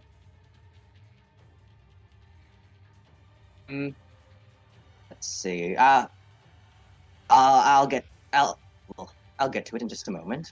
Burra, you hear the sounds of heavy footfalls going through the cavern. This guy wasn't being stealthy. And then you're in the cave. You're in the cave with Simon. What would you like to do? It's your turn. I'm all over the place. Okay. Burra's gonna move 30. She's gonna move here. And she's gonna whip an oil flask at this thing. Does a 13 hit? You're no longer Wait, when did you have an oil flask? I have 10 of them. You're no longer raging, by the way, Burra, as you've not hit anything or nothing's hit you. I have till the end of this turn. Oh, I see. Which is why I'm give me throwing a second. oil instead of dashing. So, Burra, you pull out this kind of flask of oil, or is it like a bottle of oil? It's a flask of lamp oil. All right, so you put it, you wind it behind you, and you chuck it towards the gray furred giant, and it sees it coming as it kind of takes a step back as the oil hits the ground in front of it, like so right here. So unfortunately, a 13 does not hit her. Mm-hmm. Well, now my rage is gone. Yep. And that's Burra's turn. Alrighty. Herbert's held action is going to go off and chuck the stone towards the giant. So it's just an athletics check and a D4 plus Herbert's strength for damage, right? No athletics, just a straight strength check. D20 plus strength. Yeah. A 16 does hit. You see Gerbert wind back and chuck the stone as it hits the giant, like, right on the shoulder, as and grunts in pain as 4 plus 4. 4 plus 4.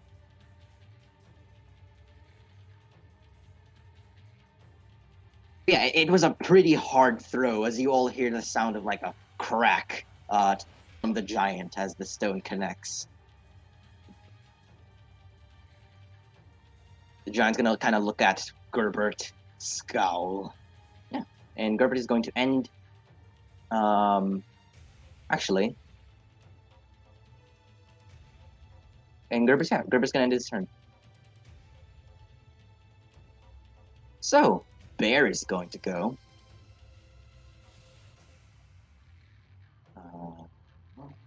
You keep your rage if you take damage as well. So that's 40. The bear is just booking it, basically. Yeah, then. With that, I will say that the bear is no longer in combat, as it is practically gone. Alrighty then. Leone is now going to go. Kitty, are you here?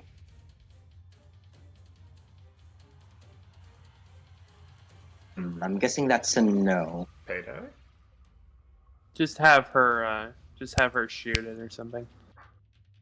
Leone, Have her Leone is shoot. going to step back. Yeah, step back and then shoot it. And is going to shoot. Into the cave behind Burrow would probably be best. Let's see. Leone sheet. It up. A longbow +1. Oof. Is that a natural one? Terrible today. That's a nat 1. Archery. Jesus. Jeez. With that, as Burra tries to knock the arrow, as it looks like a regular bolt, as repeating Leone, shot not Burra. enchantment. God, names. Sorry. Leone tries to fire, but unfortunately, it kind of just pings off the shield of the giant and kind of lands near the feet of Kale, almost kind of piercing his foot. But yeah, Leone, shamed, going to end her turn. Simon, you hear a commotion outside. What would you like to do? Alright. So Simon will, well, as he runs, take out his crossbow and shoot it at the big guy. You gonna move first? It's in range. Yes. There you go. Go ahead. Roll me your attack roll, please. +2. Here we go. 15 fortunately hits. Go ahead, roll me damage. So you Wow, you actually hit this person. knock your bow as you fire out, as you kind of hit this thing through its. Find an opening through its shield that it has up right now, and hit it right onto its right shoulder, as you see an arrow poking out of its gray fur. 5 damage. There you go. I'll take that. Okay, and that will be my turn. And for Sylvester, he's now gonna recover himself again.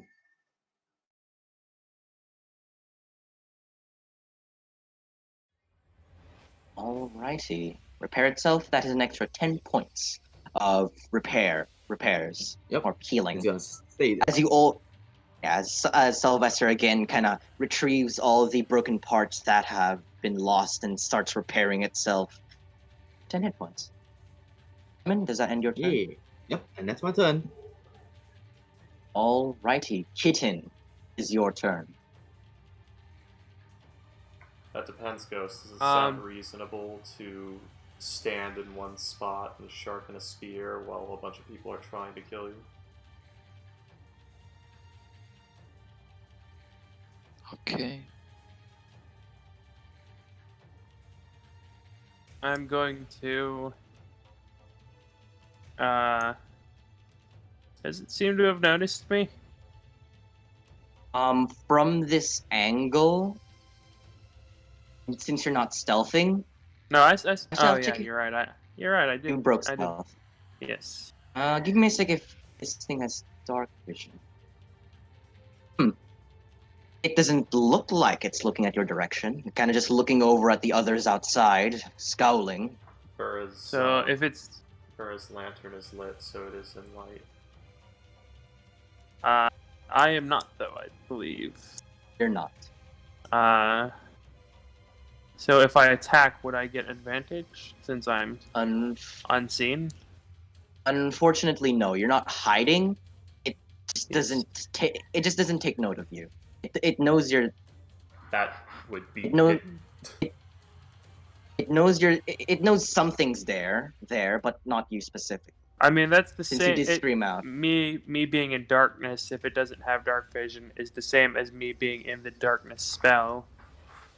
Yeah, It's like Just- Foxtrot's stealth, like It's when true. a rogue stealths in combat, it's not deleting the memory that it's in that general vicinity. The creatures still have object permanence. It's just a matter of them losing sight of you for a time. It can't see me, and I can see it. It's unseen attacker. That is true. Alrighty then. Yeah, you'd have your advantage up. You'd have okay. advantage. Okay. Remember, that does go both ways. Yes. It does? Yes. It entirely does. Yeah, I'm going to.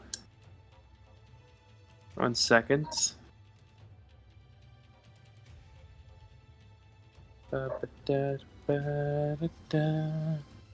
Give me 1 second, please. I apologize. The stealth and lighting stuff is making me dizzy. Jeez. It's not that difficult. I know, but I'm sort of out of it though. Okay, so I'm going to shoot it with my bow. Go ahead. Short bow. Boom. 14. 14 does hit. Please roll me damage. Oh, okay. So 14 is its AC then. And So I you get, fight. and I get Good. stealth damage. Sneak attack. Nope. Yes. Because I have advantage. Yay. Wow, that is shit sneak attack. Oh. So Kitten, you actually where you're on right now. Actually no. You'd be able to I will say it has the plus what 1/4 cover? Half cover? One that half. gives you 1/2 cover. The one that gives you +2 to your AC. As Okay. there is a guy there, Kale is in front of you, and you're trying to like thread the needle through him and the cavern beside him. Cavern I walls guess. behind him though. I guess that's fair. So unfortunately, 14 does not hit. As you try to fire it, but it kind of scrapes through the cavern walls, and your shot goes far. Your shot goes awry. In that case, I'm going to scarper off back here, and Albert Whisker is going to join me, climb on my shoulder. Alrighty then. Let's see. Kale, it is now your turn. There's a big, fuzzy, gray fur giant right in front of you. It's the closest thing to you. What would you like to do? I was gonna hold person in, but I flaming sphere would burn the trees. Would that matter? Well, the thing is, yeah, he's Ah, humanoid yeah. in shape and humanoid in intelligence. It's So, giant. Oh no. Does getting a little me casting flaming sphere would cast the entire thing on fire. I mean, like the shrubbery. You can Right? Would that matter? you will know that it will catch anything flammable in its vicinity. So the oil, the trees, the shrubbery, that will catch on fire. The question is that thing behind this one here. Hold on. Yeah, Is that a that is tree or- a tree. Okay. Please, hold? please do also note we are in what is basically like Siberia right now. So a lot of this is probably also covered in snow and ice and things of that nature. So it might just I don't know. Magic fire. Yeah, that you know what? Never mind. would- I'll just Yeah, I'll angle it up a bit so that it might not like hit the bushes and stuff, and angle it away from that tree. Get that squares away from that tree enough, right? Alrighty then. So you raise it up a bit so it'll hit the giant, but not anything around it. Alrighty then. So please roll me your flaming sphere as you take a step back and you start to cast your spell as a giant ball of fire emerges from where you point at. Okay, roll me a flaming sphere.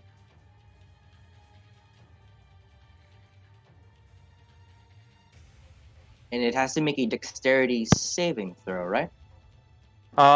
is Where are he you? ramming it into Yeah, where are you putting this flaming sphere? right here?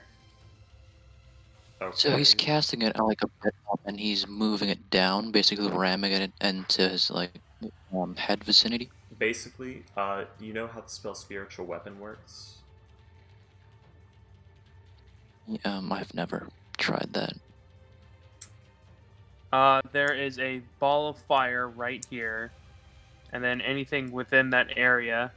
I don't remember if it starts its turn or ends its turn, If it ends, but its it takes I fire think damage. once it's turned in the flame, it you takes can damage. also ram it, though. Yeah. So I guess he's summoning it right here, and then he's slamming it into the Marauder. Yep. Alrighty then. Flaming. Could you post a spell actually, Ghost? Wait, no, ends its turn within 5 feet. Not Ends stop. its turn. That's what we Okay. said. Yeah. You can also ram it into a creature. So And it must do dexterity save. 2d6 So, on a Kale, are 16. you ramming? Are you ramming the flaming sphere onto the giant?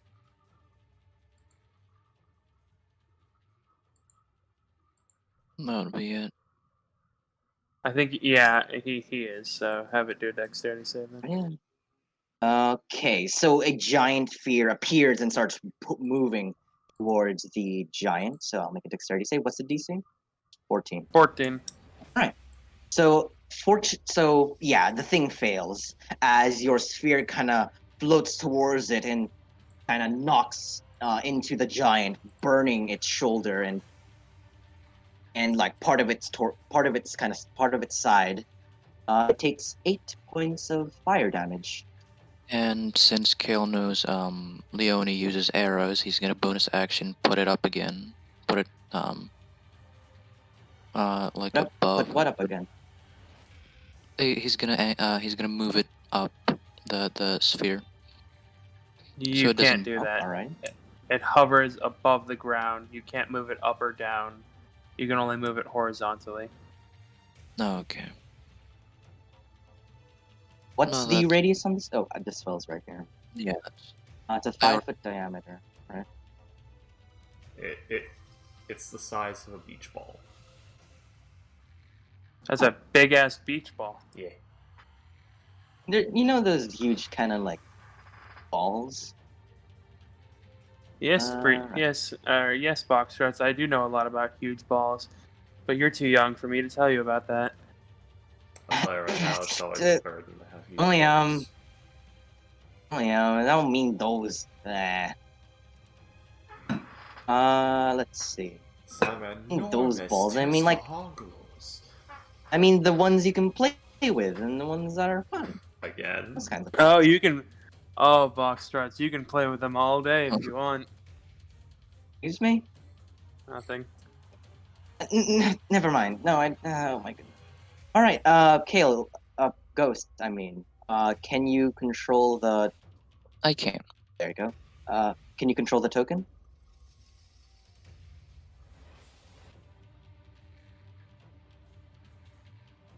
I can. Alrighty, so you move it through the giant? Yeah, I can Why do is it that, right? there? You can move it through its space. Yeah.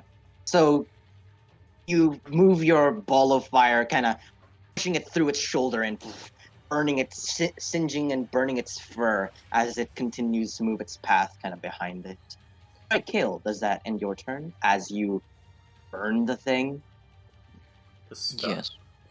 the spell's just Yamcha's spirit ball, except it doesn't explode. Alrighty then. So the giant is going to step back. Actually, if you hit a creature with the sphere, it stops moving. You can't move it anymore. The sphere? Yeah, Where did the that flaming sphere. If you ram the sphere into a creature, that creature must make a saving throw against the sphere's damage, and the sphere stops moving this turn. Oh. Mhm. So it would be just right here then. Fortunately. Actually, it would probably be like right here. Higher. Righty then. So yeah. Sphere. Not to be a buzzkill. It's fine. Okay. At I mean, least it we says know in- how this spell works now. So with that, the creature is going to take a step back and is going to pull out. It's going to like wind its spear back and throw it towards you, Kale. Like, ugh. I forgot to move. Give me a sec. That would- As the creature, to those who don't understand giant, it's just this low guttural, gruff. But to those who can understand it, it'll say, "Intruders! How dare you!" As it'll throw a spear towards So you, just Kale. me and Gertbert. And Kale. It's There good be but cover? bad. Would Oh, there be yeah, You are cover? not covered. No. You are right in the entrance of this I forgot to move. hallway. But wouldn't that be like lightly obscured with the fire? No. No. If anything, you're brightly lit. I think so. Plus, it's a Oh, 5-foot well, that's radius on the good. ground, and this thing's like 8 feet tall, so it just looks over. I'm telling you right now, there's a lot of light happening right now. Yes. So it did roll a 10. I think that does not hit you, Kale. barely misses my AC. Alrighty. Actually, Everyone's on till today. alrighty. So it kind of pulls out this ginormous long spear and chuck it towards you, Kale. As it kind of just hits you. Well, not hits you, but it almost hits you. It's like right between your feet. Would have been bad if that huge pike just rammed into you. But with that, it is going to, let's see. It is going to move back into the cavern.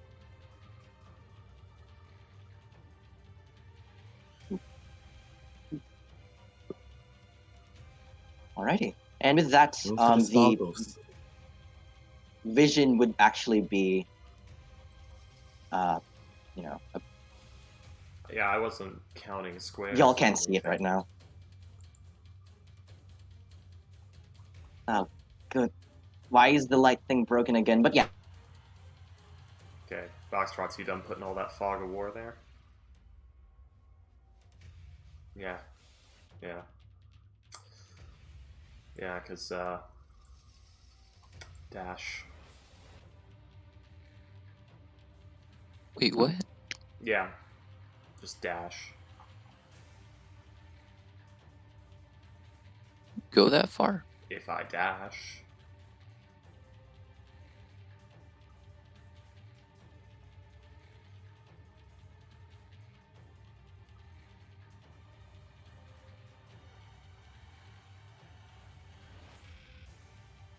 Hello?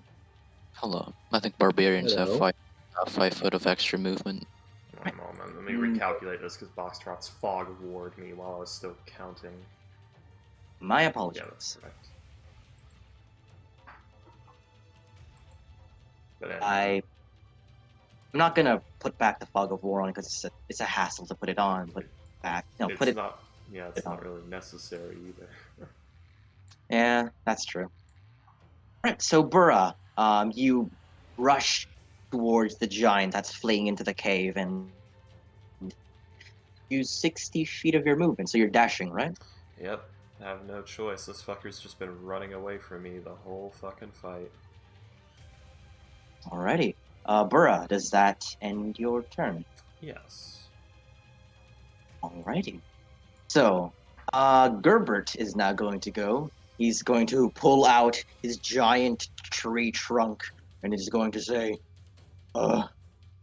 Big Red in, and is going to follow Burra.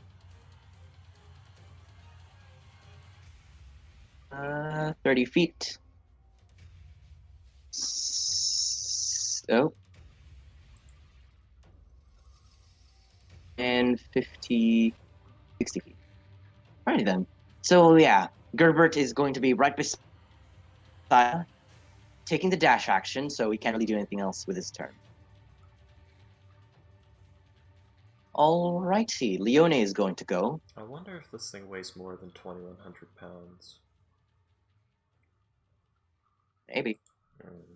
German suplex him, freaky. Not the plan, but okay.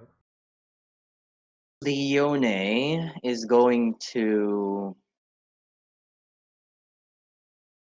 head over as well. 30 feet. Can't really see anything. And then another 30 then that taking the dash action to head over behind. Can't really do anything else, unfortunately, as dash action to get here. Simon, it is now your turn. What would you like to do? Well, since they're going that way, someone is gonna take a dash action and go this way. Let's see, 45, 60. You see it, by the way. Sasha's Alrighty, I will. What about that? Sasha's harpoon. Yeah. Oh no, lighting. Why do you stop being buggy, please? You want me to keep thinking? Give me a moment. It's Boxtrots, I try to reveal it, but it's. you know you don't have to put the fog of war back every time. You could just like move I know. the token to GM layer. There. Done. I will stop doing that. I've realized the errors of my ways. Okay, and that will be Simon's turn. Is the best though? Well, he's pretty fixed, so. Okay. Accident right quick. Yeah, he's gonna stay here. Alrighty. So with that, you end your turn running deeper into the cavern, and Sylvester's right there. All right. Simon, that ends your turn. Am I correct? Alrighty. Kitten, it is your turn. What would you like to do? Let's see. Kitten is going to come over here. Hang on.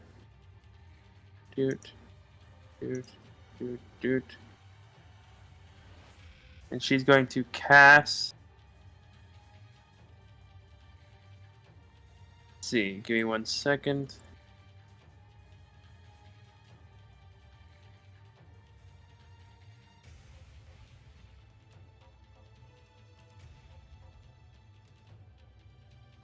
Right there. Web, I'm guessing? Web. Alright.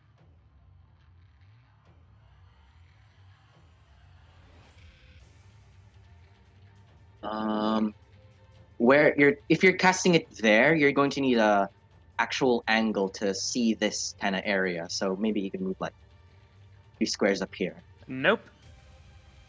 Point of your Really? choice within range. Does not require line of sight. Like, alrighty then. Okay, then you're going to cast web right And there. I mean, if you want me to, and- I can just do like, do like, I'm just like- saying because usually okay. spells need like a point of vision Nope. to be cast. Yeah, I didn't know web could do that with web. Alrighty then. There's also the fact that so- this is not a radius spell, so it might just be he needs to see any part of the area he's trying to place. And then like now that I'm here, I can just see right here, which is the direct center. It's a little hard for me to see it, but I can still see it. Alrighty then. So, Kitten, you're going to cast this spell. They need to make a dexterity saving throw or be restrained. It starts its turn in the webs or enters them during its turn. So it needs to do it at the start of his turn. Oh, at the start of his turn. Alright.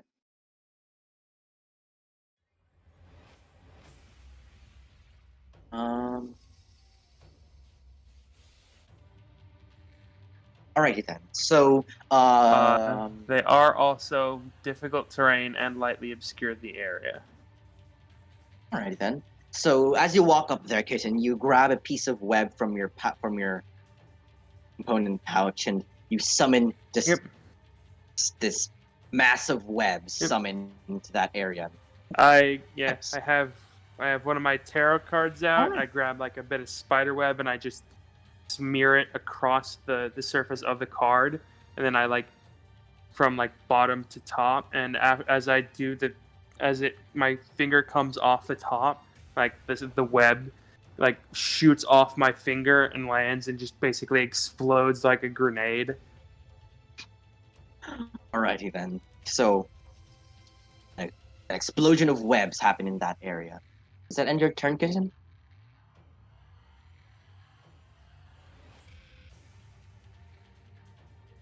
Yes. Alrighty then.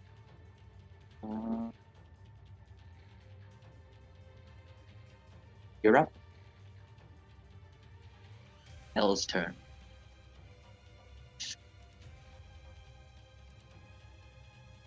I'm struggling to get my mic, sorry. Okay. So he's gonna remove that flaming sphere because he doesn't want to ram it into a bunch of people. I could do that without any actions, right? You can just drop yeah. concentration. Man, he's gonna move over here. God damn it, my mic is down there. Hold on. My mouse. There we go. I mean, you could also just bring it with you. I don't know if you require an action to move it, though. It's a bonus action to move it. Okay.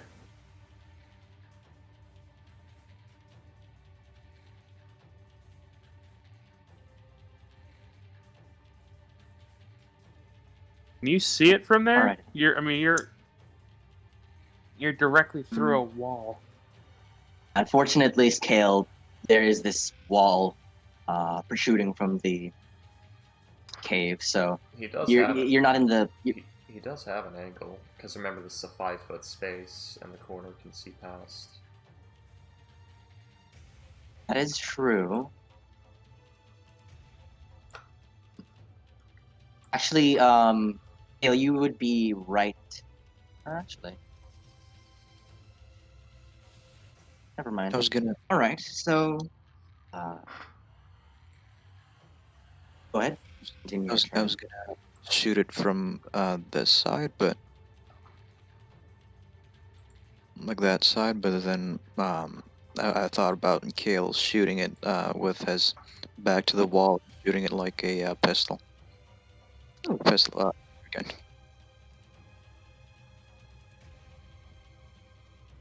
You point your spellcasting focus towards it as these 3 bolts of arcane energy shoot out from your staff. I'm guessing. Where does it come out of? Magic missile. It is a staff. Alrighty then. Comes out So of his you- fingertips, he said. Oh, on your. Alright. So yeah, you fire out these bolts of arcane energy and poof, poof, poof, pummel it onto this giant, taking 11 points of damage. He's been a cleric of a fertility god this entire time. It's a talisman made out of a dried goblin penis. Excuse me? What? But, Kale, does that end your turn? That does end my turn. So dexterity saving throw or be restrained because of the web, right? Yes. Ready, DC 14. Let's see how this thing fires. Probably too well. That is a 12. So this thing is, as it walks through the webs, you see as the webs kind of engulf its legs and tries to move. Not restrained. Yay! I did a thing! It's going to say, it's going to say, love. For those who can understand, just what is this?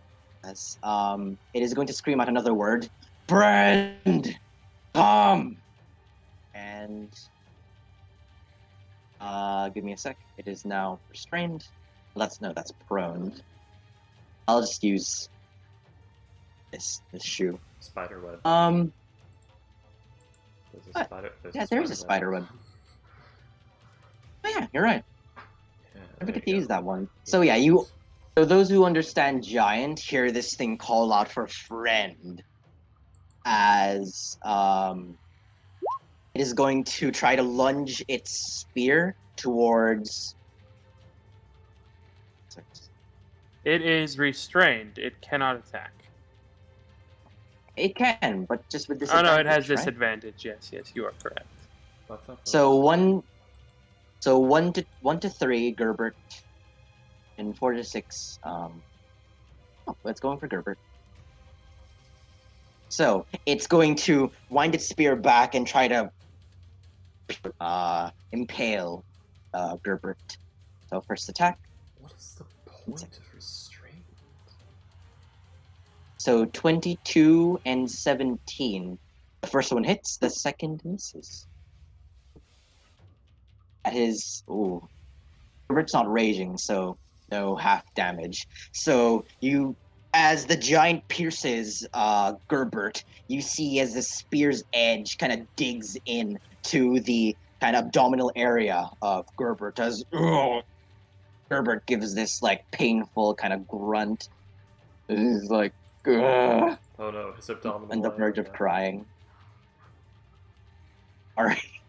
Stomach. There you go. Oh, his abdominal area. He needs that. He has to use his action to get out of the webs, right? Yes. Yes. Yep, he has to use his action to escape. And he just tried to He just attacked, so yeah. He can't use this. Alrighty then. Let's see. Kitten can't see Right him, then. so she just yells, "Did I get him?"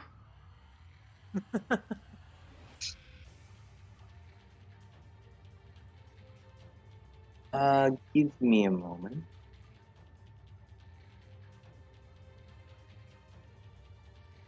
So it is going to end its turn stuck in the webs. You know what this makes me think of? This makes me think of Bleak Falls Barrow, the dark elf that has the golden claw. He's stuck in the spider webs. Mm-hmm. Something that is the only NPC that you ever see that happens to. Yep.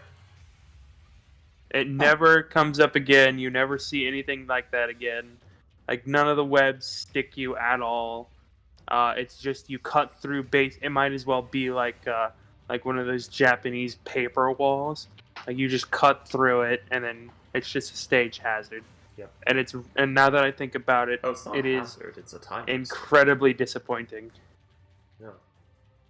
Like most of Skyrim, just completely disappointed. By the way, Freaky, Hmm? I uninstalled the game again Okay. because the Mirak fight was cancer. Because he would go ethereal, kill a dragon, and then just never come out of etherealness. Something bugged out on your thing because he's not supposed to do that. Yeah, apparently it's a very common bug. Because Yeah, I think it's just because he's supposed to heal completely when he kills the dragon, but he doesn't. So I figured I don't like this game anyways. Why am I spending so much time on this? yeah, Fuck this. I think you have to use console commands to do like a set stage thing Yeah. to fix it. So I just started playing Resident Evil 4 again. Mhm. Sorry, go ahead. Alrighty, but Burra, it is your turn, by the way.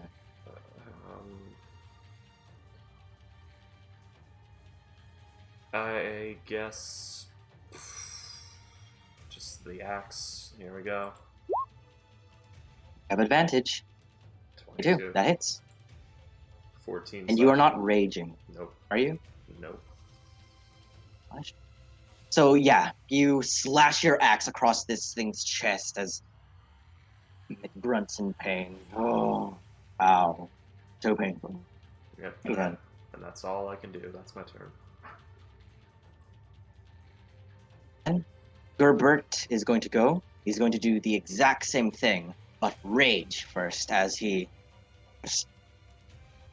like, "Ugh, you hurt Gerbert. Just you hurt Gerbert. Smack him with them all over the tree. Rage. That is a 14 to hit, which does hit. That is 15 points of damage.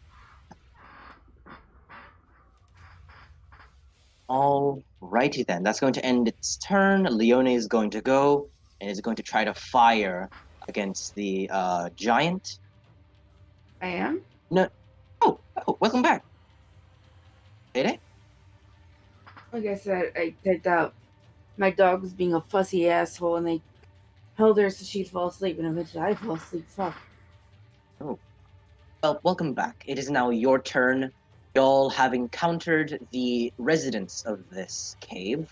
A a gray-furred giant brandishing a giant spear. Your kitten has cast web, so the thing is, caught in web, and it looks quite hurt.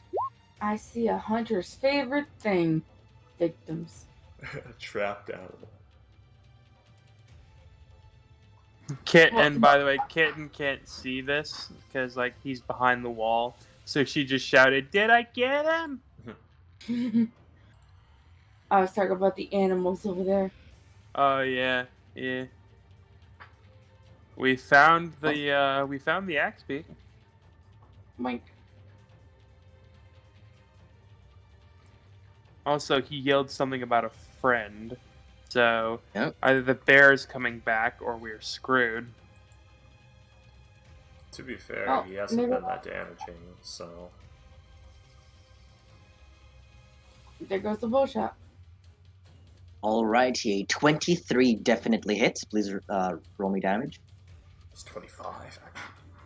As you hit it right on its throat, as trying to grasp it and try to pull it out, as you see blood starting to pour out of its wounds. Yeah, that is 8 points of damage. This thing is not looking too good. And is that going to end your turn, Leone? Damn, Leone, you were vicious. He went right for the throat. Also, Fuck note, yeah. it's called a verbeeg. V-E-R-B-E-G. Verbeeg. Very big. Aw, fuck off. Verbeeg. God damn it. I hate you for putting that. You can never. Verbeeg. Oh my goodness. You can never unsee it. Very big. Oh my goodness.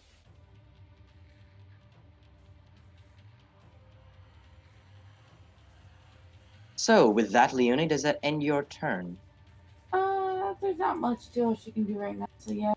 Also, I didn't get what everybody was going all about, but Oh, wait, what was that? I didn't know what William and Freaky were talking about. Go on. Because it's called verbig, so it's like verbig, like it's a verbig marauder, Yeah, that's great. like very very big verbig. Yeah, I got it now. That's great. I hate it. I hate it so much. I love it. I love it. Alrighty. I don't know why. But Leona, you end your turn going right for the neck of this creature, stuck in sticky webs. Simon, it is now your turn. Okay. Simon's just gonna slide over here as kitten. I mean, you can see probably the like the web, like from where you were standing. But By the way, box Web struts, can over you here? like get rid of whatever's right here? Oh, sure. Give me a sec. So I'm gonna guess, considering like the niceness of like this area over here, or the niceness of like this area over here, and how obviously like circular this is cut out. This is like some kind of tower or like a temple or something carved into this cave or something. Knows. Simon, please continue with your turn. What are you doing? nope. Not much from that. Nope. Apart from that, you can dash around. Here it is. And that. And this is blocking it, as well as this. So. Give me a sec as I see how big this cart actually is. See if it has actual cover because of the cart.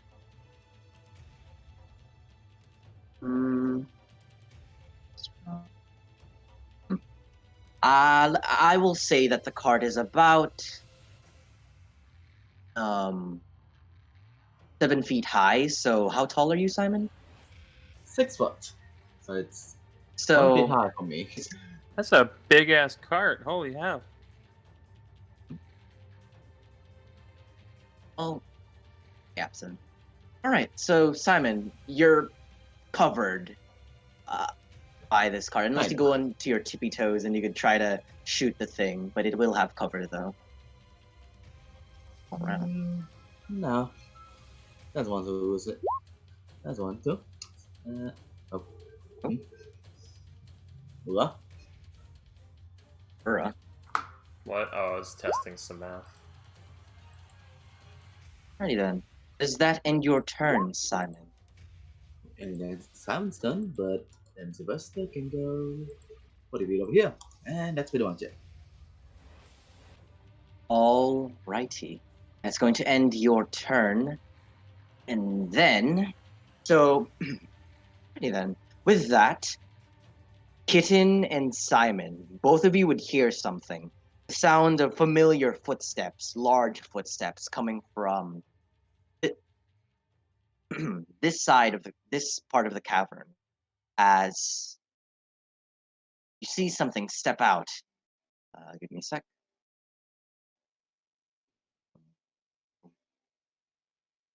Another one of them. Okay. As you see another one of these like giant gray furred creature, you know, has a spear, and it's kind of just like, oh, God. As in giant, you say, "What is happening, friend?" As it is going to look over towards. She's going to take another step forward. It is going to look towards Simon, and yeah, it's going to look towards Simon. Wait, something occurred to me. Yeah? The one that caught in the web doesn't have a spear anymore. It does. It threw What it do you at mean? Kale and never picked it up. They got multiple. They got multiple spears. How many These- multiple spears? It probably has two, one to on- throw, one to stab with. You could roll me a perception check once it gets into your turn. Ah, yes, I need to perceive Oh. the giant spears.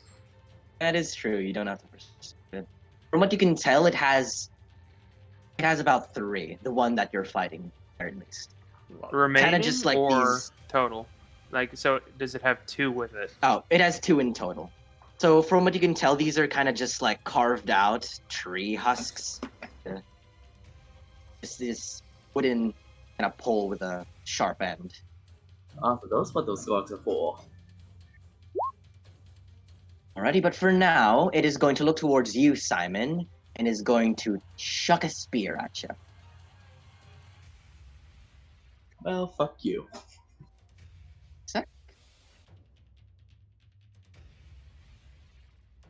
A 24 to hit. I'm pretty sure that hits, right?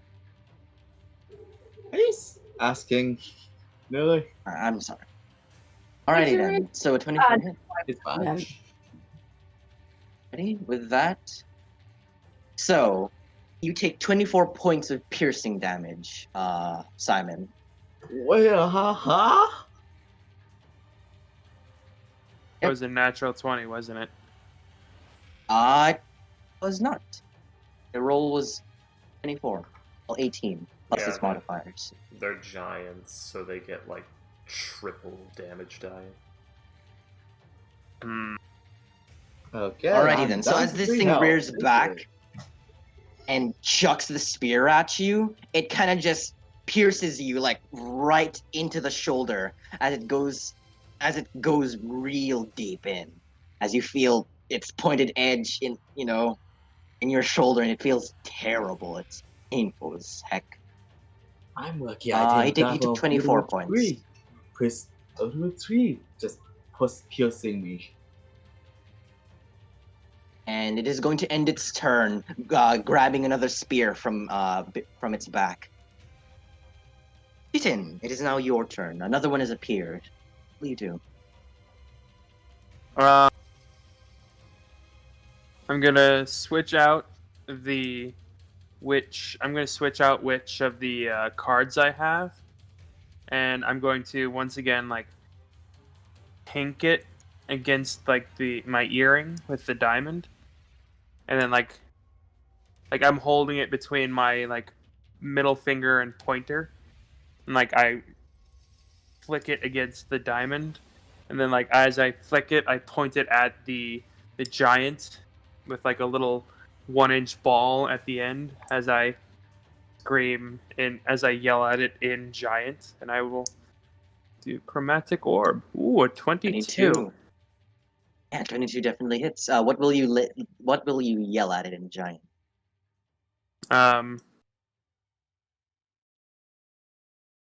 Crap. That is Extra exactly Um, what much you got. fuck you. I'm gonna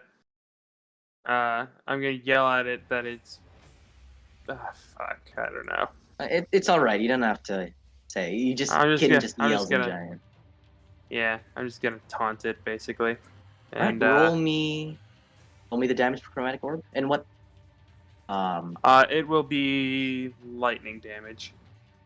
Righty. So a crackling ball of lightning emerges from your earring, from your card, as it. No sneak attack though. Yeah. As you fling nah. it towards the Greyford giant, as it hits its chest and electrocuted and like feels the magic electricity kind of just shock it. That is 12 points of lightning damage. Then I'm going to bop, bop, bop. All right, you start booking it. Yep. I'll reveal to you what's in this. Roll 20. Why do you do this? There you go. Reveal to you what's in this hallway. All this part, at least. Guys, what if I used Moors as a backup? Or is an Icewind You Dale? can. That'd be fun. You can. But I'm guessing that ends your turn. Hang on. Dale. Hang on. All right. Right. Go ahead. Go What- ahead. What is all this? Like, what are these? And As you take a closer look towards the walls, they seem to be broken off niches that have been carved out. From what you can tell right now, there's nothing really in them. And there's also a stairway leading upwards. Is that upwards? does it like lead upwards, or does it just like go up a little bit? And From your angle right now, it goes up. all right, then I'm gonna use feline agility again. Right. Yeah. So then I'm gonna go ahead and whoop. Do I see any further up? You do. Give me just a moment.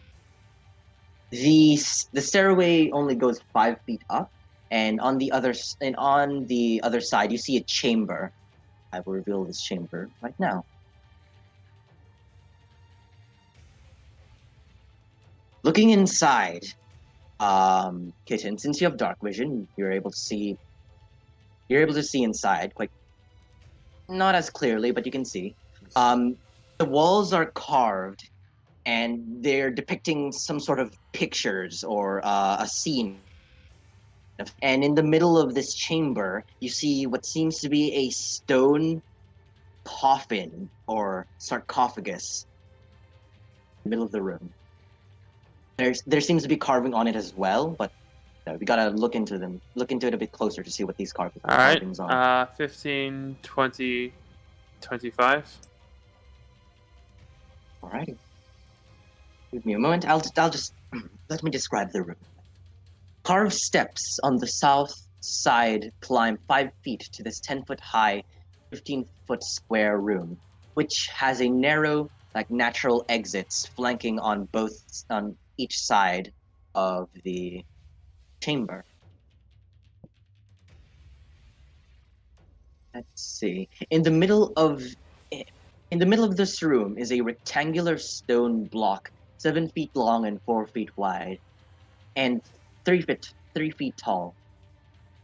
Pictographs on the walls of the chamber tell some sort of tale of one tribe's journey through what seems to be mighty mountains and across a perilous tundra. As you see this scene of these tribal people going through this kind of hellish tundra, going through harsh winds and weather conditions and such. Over the river and through the woods to grandmother's house we raid. Oh.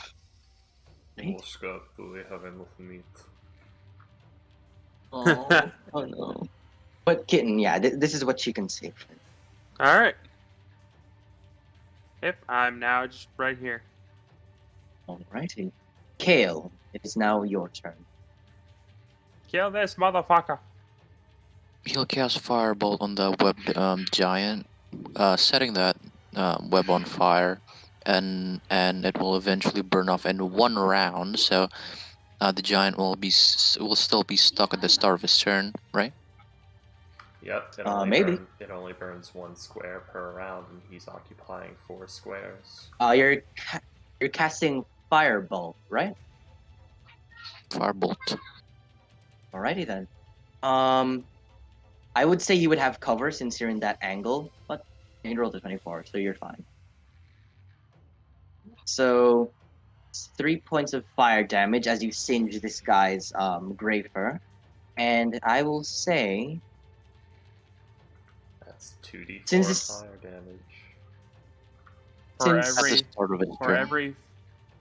every 5 feet, it is 2d4 fire damage. So it would be 8d4 if this whole thing went up. Just fire. Alrighty then.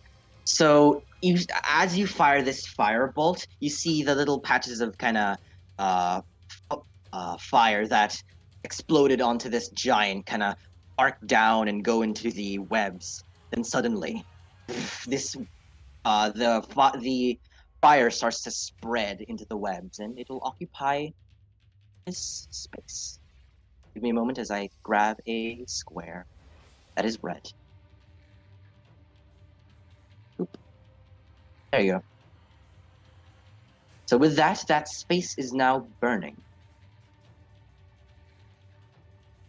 Alrighty then. Does that end your turn, Kale, or would you like to move? I would like to move over here. Alrighty, go ahead.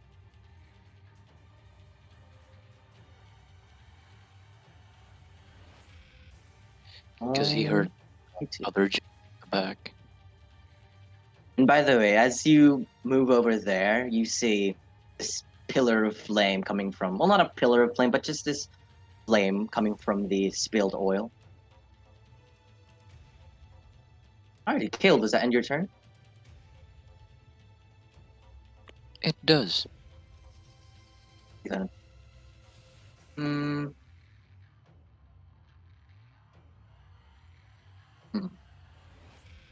The 2d4 per round. Someone's on fire. Since he's in that and he starts his turn in that fire, he takes 2d4, so 5 damage. Alrighty then. I would have had Ghost roll it, but Ghost. Alrighty then. No, I would rather William roll it than me. Place my web! Oh, I'm kidding, Blackstrats. Whoever you want to roll it, go rolls it's it. fine. You already rolled, so that's 5 points as this thing kind of burns in the web. Remember It is last- going to. Freaky. This thing's going to take its. It's going to attack. Give me a moment. So one on Gerbert and one on Burra with disadvantage. This one's for Gerbert. That is an 18, which just hits Gerbert's AC. Gerbert is raging, so this is half. So 18, 9 points of piercing damage as the Verbig just pierces Gerbert once more through the chest. That is 9 points. Oop. Not piercing all the way through thanks to his rage. And this other one will be for you, Burra. Oop. An 8, which does not hit. This guy just actually hit Righty then. the baby. Burra. Burra, it is now your turn.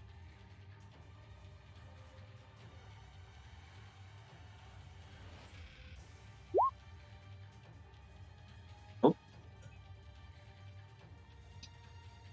That is a natural 20. Alrighty then. Burra, how do you want to do this? As you strike it quite hard. Freaky? Okay, you muted again. I said just a nice clear side swing into, like, between two ribs. Righty then. So you a clean swipe across its ribs as you see Yeah. just like gross stuff falling out of it. Yeah, Nasty stuff. You all know that that Skyrim kill animation, the one that's really disappointing, where you just sort of do a spin and like bury your axe into them and just pull it out and spin back in the original position. It's that one. You can feel its heart beat through the axe, but as it slowly comes to a stop. But yeah, Burra, you take this one out as you see blood starts pouring out of the huge gash that you've given it.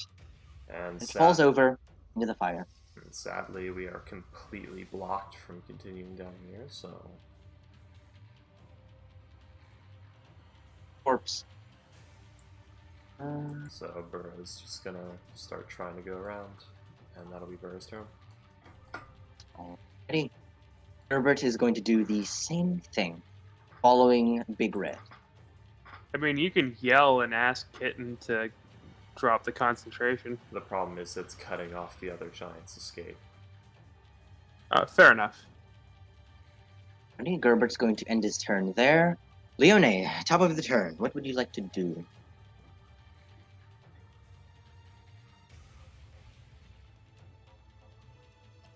Payday?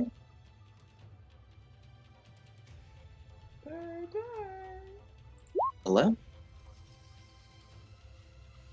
Hello. Right. Hold on. Give me a moment. You If can say that Payday... Okay. What was that, Freaky? Oh, it was Ghost trying to say that Gripper would run through the webs, but with Burra and Leone both not going that direction, I don't think he would. Listen, I don't know if he would know. I guess he would know it. There's an enemy. But yeah, Gertbert would probably also dash, not just... he doesn't... I don't know. He'd probably just follow. Yeah, He'd follow dash. Burra. Yeah, my Yeah, point, he'd follow my Burra. point is Burra and Leone both went away from the web. I'm pretty sure he would follow them as opposed to run forwards. Yeah. And Leone will actually dash, yeah.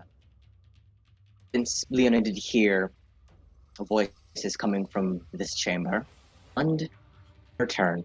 Simon, there is a big guy right over there. What would you like to do? 25. Get the Nice. fuck out of there! Let's see. 3.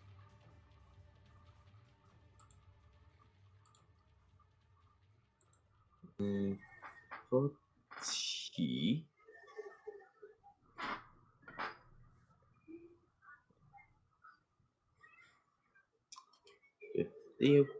Gains 55 and 60. Oh, weird. There we go. Alrighty then. So you take the dash. Yeah, so you just book it out of there then. Alrighty then. Alrighty. Mm-hmm. Okay. Will Sylvester do anything?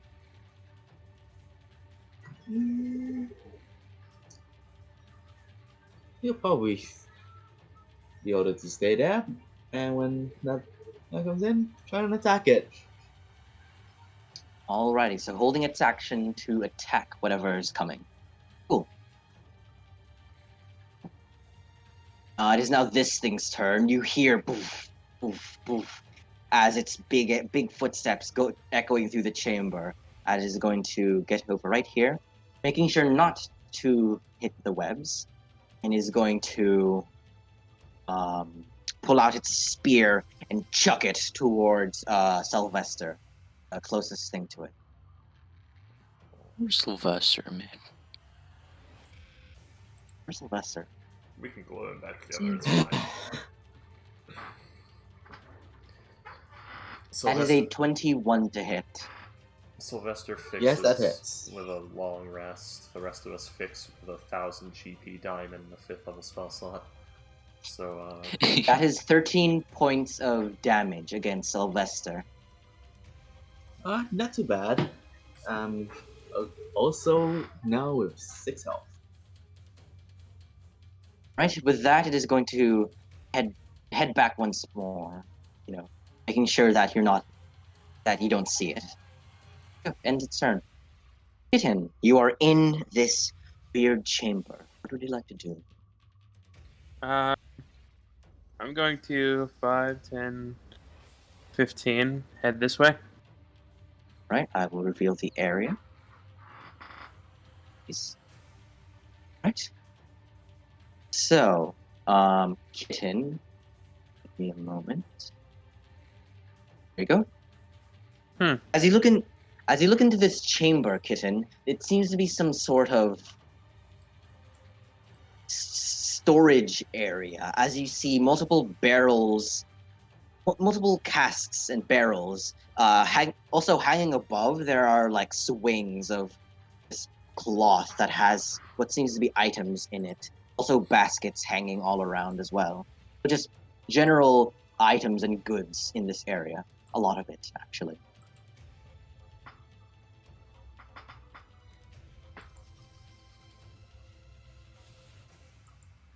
All right.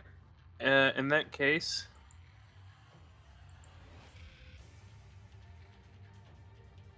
see 15, 20, 25, 20, 25. Do I see anything of particular interest? Or is it just, or do I just see bags that are full? Give me a sec. Let's see. You roll me a perception check if you want to. As I said, just general goods all around. Food, crates, boxes. 12. As you look around, you take note of something. There's this kind of there's this kind of like woven basket made out of tree bark, and you see kind of something shiny poking out of it. Ooh, where's that? Like right above the barrels over here. A tiny Okay. little ping, like tiny little shiny stuff in this In that case, I'm basket. going to cast Mage Hand. And Alrighty, I'm go going to ahead. grab it. As you conjure up this spectral hand, try to grab the basket off like a hook, kind of on some rope that's hanging above this, that's hanging from the ceiling. Your mage hand tries to pull it up, but the basket rests back down onto the hook. Seems like Or whatever's inside is way too heavy to be carried by your mage hand. Huh. Alright. Do I see any longbows? This better be a Vorpal Great Axe. Oh, I don't think any weapon longbows? is. I don't think any weapon is more than 10 pounds. With your perception check with a 12, you look around. There seems to be like no items or seems to be no weapons around. Oh, okay. Pretty confused. it's a room filled with general goods, but there's no weapons around, but there's no items around. No, not items. I mean just weapons. All right. It's Jeez. a pillow I know, I'm set. There's no teasing items you. around, but there's no items around, but a billion alchemist fire. All right, All Kittens, Then is I'm that gonna your go- turn? I'm going to 30, and then yeah. All right. So what do I see over here? Oh, roll 20. Jeez. Here you go. More cave. Okay.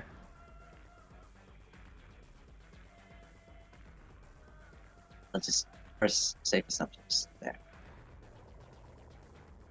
Yay. Alright then, Kitten, do you end your turn? Yes. Alrighty. It is now Hale's turn. What would you like to do? He's gonna go 60 feet over here.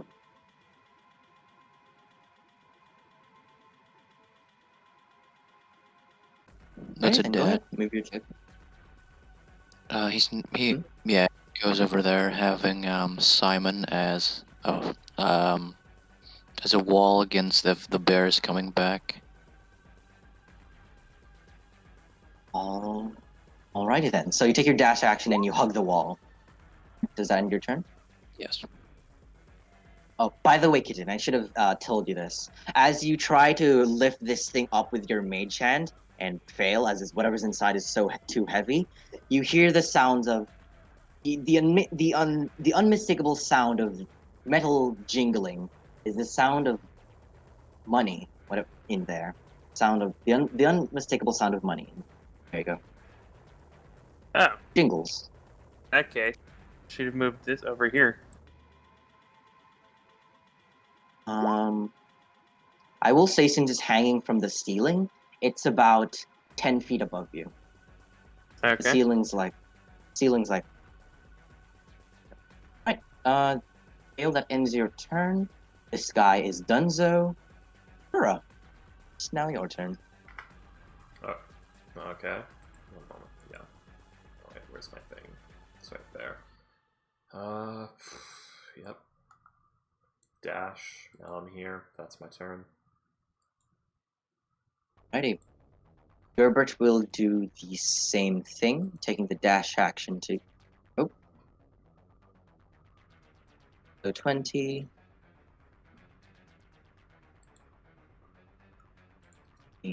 60. Alrighty then. He's going to try to dash as well. Right there. Leone.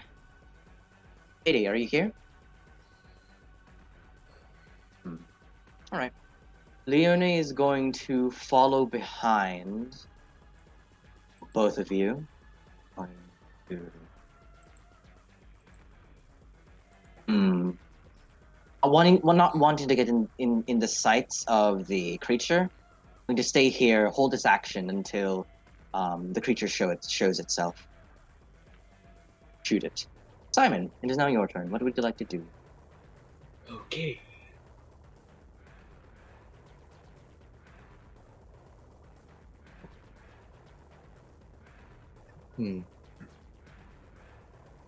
Alright. For some reason, whenever I try to move stuff, it just trying to move it with the yellow line and just puts it there.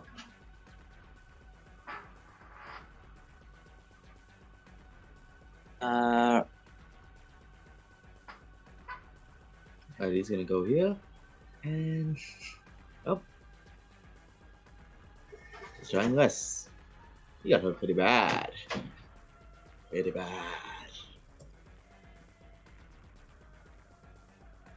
And just instructs Sylvester to stay over.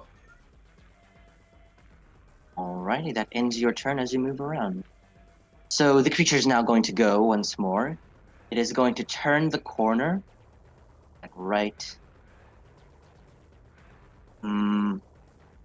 here. And being in sight, Leone is going to fire out with a longbow attack. 22. Definitely hits for 6 points of damage. As once more, as this thing shows itself, Leone shoots it like right on its leg, as there's now a arrow poking out of this guy's leg. 6 points. And then, seeing that you're so close, it is going to continue its movement forward, right here, and is going to try to stab Burra with its spear. Alrighty, so Burra, these 2 attacks will be for you. That's another. Alright, so Burra, first one. A 17, and the second one is a 9. 17 will hit. Ready? Let's see. And you're not raging, so that is 12 points of damage. Okay. Alrighty, and it's going to hold its position. Going to stab you all with a spear. Interesting. Eden, what are you going to do? It's lucky that the giant didn't hear her. Oh my. No, Roll20, what are you doing? It wanted to make absolutely sure we couldn't see through that rock. Fog of War looks ugly if you don't use a polygon one, so I'm just gonna reveal thing.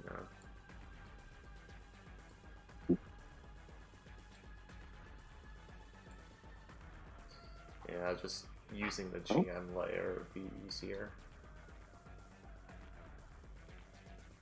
Alrighty, so Kitten, I'm guessing you are going to cast Web once more on this creature? Kitten? Oh, I'm Yes, sorry. I didn't realize that I was muted. Yep, I'm casting web again. Alright, here you go ahead. So once more, you smear this a piece of web onto your card as an explosion of sticky webs appear right behind the So, verbiage. fucked up thought. The fire does spread. It would have spread to this area. So does that mean this web is now on fire as well? Like up to here? Well, the web did dispel, so It did, but the problem is the new web was placed right on top of the old one that dispelled the old one with the fire there. let's see. I'm pretty sure it would have only spread to, like, It spreads one square out Like- each round. Yeah, so it would have Two spread rounds. it would have spread to right there. Well, no, because Is it it- was here, and it would have Yeah. spread to here, and then Yes. next round, because it had 2 rounds, it would have spread to here. No, it was only on fire for one full round, so it would have only spread for one full round. Oh, okay. It was only one round. Yes. Willem's right. So yeah, unfortunately, this web does not catch fire. Damn. Alrighty, kitten. So that'll end. Will that end your turn? Bura, grab a flask of oil, smash it on this thing, and then someone else lights it on fire Mhm. for both the web fire damage and the oil Yeah, damage. I know. It's almost Oh, like that man. was my plan. But yes, that is in fact my turn. By the way, is there something Alrighty. over here? That's more wall. Give me a sec as I reveal it. Okay, Kale, so it is your turn once more. It's going to be on. So we're robbing this place blind, right? Oh yeah, definitely. Possible. Oh, they robbed first. Yeah. This would be a pretty good place to make a base of operations. Probably, yeah. We'd have to. I heard boss We'd drop have shit to tier just then. What do you mean? We would definitely have to Teasing. close off these entrances. No, I don't think we could do that feasibly. This place would be drafty as Yeah. hell. Yeah. No, So, I mean like get like something like right here, and then something like right here. That way, this is the only entrance, Well, and we can keep it more secure. the problem is So this is a some- cave. We have to worry about ventilation. Yeah. I mean, if we have this, that's probably more than ventilation enough. It's not like Well, it needs a So- it needs a way for the air to go in and out. Holy there shit. you go. So is- with that, Kale, is as this you so- cast Scorching Ray. What was that? I mean, it's not like a hallway is a one-way valve. It's It kind of is. 'cause it's the gas. The problem is the incoming air will actually push most of the possible outgoing air to keep it in, which would prevent incoming air from coming in more, which creates an equilibrium, which makes it seep very slowly, as opposed to if you have an entry point and an exit point, where it then causes a cross draft that flows through. Or a pressure difference that flows through. Moving on. Well, that is up to you. It's up for everyone to decide if y'all want to make this place your base. That'd be pretty cool. But Yes. Kale, as I said, you summon up these 3 arcane flames as if they all hit the Verbeg. And the web is on fire once more. Oh god, we're gonna set the cart on fire by accident. I mean, it is missing a wheel anyway. Yeah, but we can I mean, use mending. the wheel is right there. Ready, Kale? Does that end your turn? Yes, it is. I see. Burra, your turn once more. Alright, well, God damn it, I am insane. Oil slap. 14 to hit with the oil A slap. 14 does hit, Burra. Okay, he has been oil slapped for 6 bludgeoning Oh, yeah. damage. Alrighty then. And- So, And 5 fire damage. That it's at not on the fire, start of right? his turn. Is he on fire? Start of No, his he is, because Yes. Kale just set the web on fire. Oh, well Actually, then yeah, he yes. is. oil slap complete. But Burra, you're going to have to put your hand through the fire, by the No, way. I don't. I can just fucking throw it at him. Oh. Yeah. Alrighty then. Yeah. I'm right fucking And there. and the advantage and disadvantage cancel each other out, so it's just a 14. Yeah. That is I true. mean, why would I... Then there's a question of, why would I have disadvantage to hit the large creature right in front of me? Because if you're throwing it from within 5 feet of it, Yes, but what else am I gonna hit? I don't know. I think it's that Please explain to me what else I'm going to hit. it's guys. not that you can't hit him. It's that him being so close distracts you. So, like maybe he From like what? Hitting? grabs your. So maybe he like puts out his hand and like kind of knocks yours aside or something. I don't fucking know. Rules. Splash they him make with sense. The oil. They do not. They do fucking not make sense. But Freaky, you do hit, and this guy is on fire as 6 bludgeoning damage and 5 fire damage. Well, no, now I'm mad at 5e for not having basic understanding of logic. Again. Anyway. Katie gotta go. Oh. Yeah. So with that, Burra, you chuck this flask of oil as it shatters all over the Verbeg, as the fire creeps up and also burns the oil in the process. So the Verbeg is now on fire. It's like, Freaky, you win. Why are you complaining? Because it doesn't make sense. D&D rules, man. I know. They infuriate me so. I played There you go. video games less because I was sick of the video game logic bullshit. I didn't want new logic bullshit. Anyway. Alrighty, Burra, does that end your turn?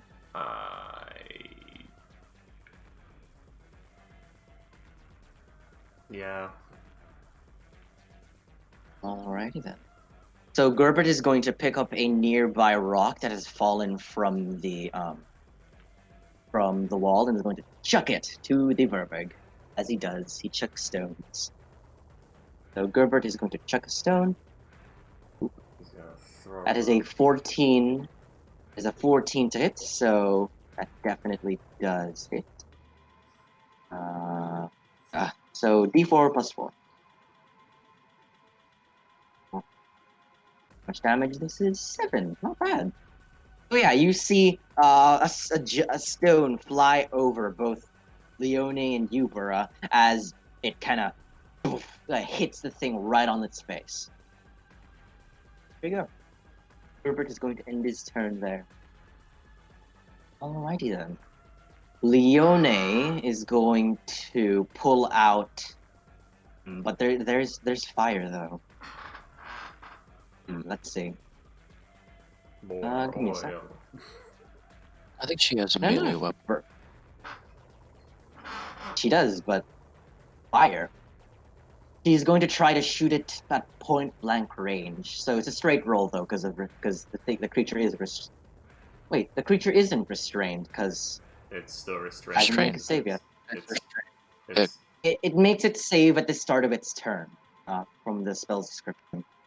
The creature is not started its turn in the It web. hasn't had its turn yet. Okay. then So Leone is going to. how is it Oh, yeah, covered Ricky? in the webs but not affected by the webs but affected by the webs all at the same time? I don't know. You gotta go through that spell again. He's in the webs, but he's still gotta make his save. He's Each creature that starts its turn in the web or enters them during its turn must make a dexterity saving throw. Pretty much. So Leone is going to fire with disadvantage. He does not want to get an attack of opportunity. Unless anyone has anything to add to that. And why Actually- wouldn't she? Why wouldn't she just Actually, switch never to mind. melee? Just fire. There. She'll get caught in the fire. what? But Ghost weapon is. basic gas dynamics. Yeah, that's basic physics. Oh no, I'm talking about the web thing. Oh no, that goes again. It, That's not physics. it's that's fine just- if I I mean, It's it's fine if not I like use she's. Leonie's abilities, right? I mean, she's not entering the fire. Yeah. The weapon is. Oh. She's fine. That is Yeah, true. I was about to say a sword isn't gonna set the person on fire just because the sword touches a fire. Unless If it's a that's flame the tongue. case, That yeah. is true. If Alrighty then. case like Smiths would burn. Maul. Oh. So 16, no +2, because that's for bow. That's for ranged weapons. 16 hit. That is 11 points. As Leone pulls out this giant maul and cracks the thing cracks the thing's knees. Break this thing's knees. That is funny that Leone, little archer extraordinaire's offhand weapon, quote unquote, is a fucking two-handed hammer.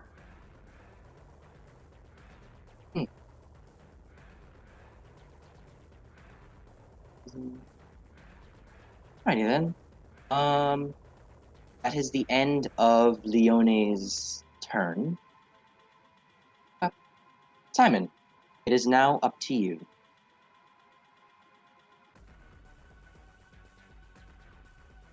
Also, what do you mean, William? Third time that I've done what?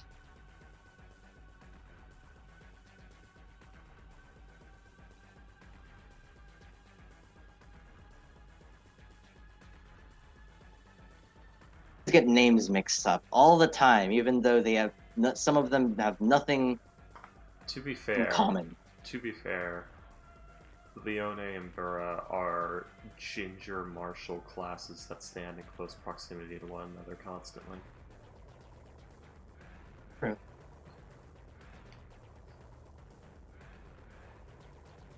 Bad with names, alright? I'm sorry. I'm also a ginger. Yeah, but you're not a martial class.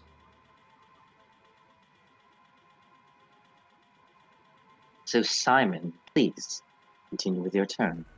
God, we really are in the Dale. 3 gingers in the party? Fuck. Oh,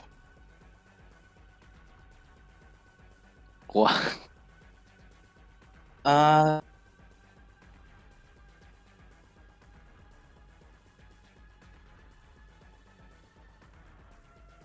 Alright, please continue with your turn, Simon. What will you do?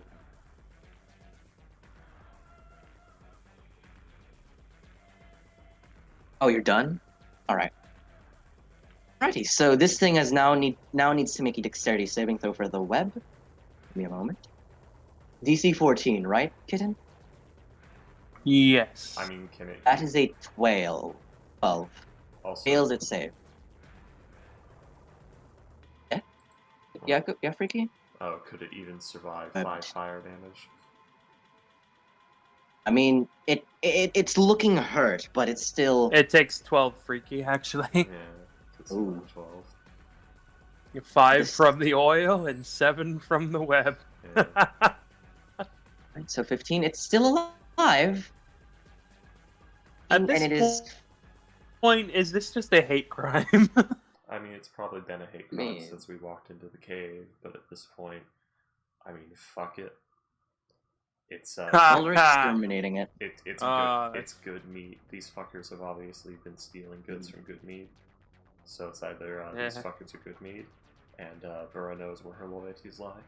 So yeah. Oh. Alrighty, so this thing can only do one thing at a time, either escape from the webs or pat the fire out on it, as it is burning. And all of Mhm. those things require an action, so if it moves away, attack of opportunity. If it ends its turn, and the- attack. They just He can do one of 4 things. He can put the oil out, he can put the web out, he can attack, or he can try and escape. Because can if he puts the oil out, the web is still burning. If he puts the web out, the oil is still burning. He's always gonna burn. Alright. So let's see. First of all, the creature is going to try to get out of the webs as it tries to unstick itself from the webs. So action. Yep, yeah. Give me the moment. I'll make a strength saving throw, right? I think it's a strength check. Strength, just a straight strength check. All right. And it has disadvantage, I believe. Why is that disadvantage? Restrained? Does I don't. It does not. It. Nope. Oh, it has disadvantage on dexterity saving throws. Okay. Yeah. So, unfortunately, it's a 10 though for this thing. This thing has not been rolling too well. Ah, fuck this thing. It rolled. Oh, okay. So with that, as this thing's stuck in the web and is burning alive, you all hear the sounds of just horrified So- screams as this thing is terrified as this is happening, from what y'all have been doing. you hear echoing Yeah? through the cave.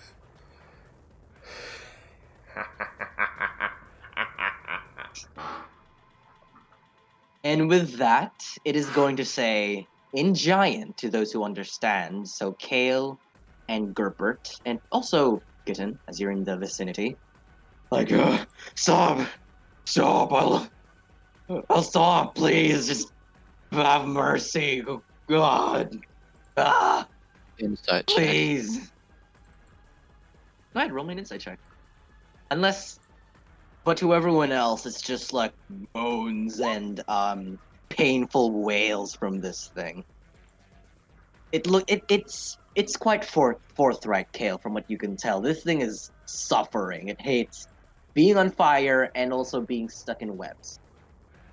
Well, Kel cares more about his freedom and his job right now, so he'll let Ken decide. He's lawful All right, neutral. so yeah, this thing's pleading for mercy, basically. Like, I'll do anything, please. Just don't kill me like this, please. Right, that's the end of his turn. He literally cannot do anything. Get him.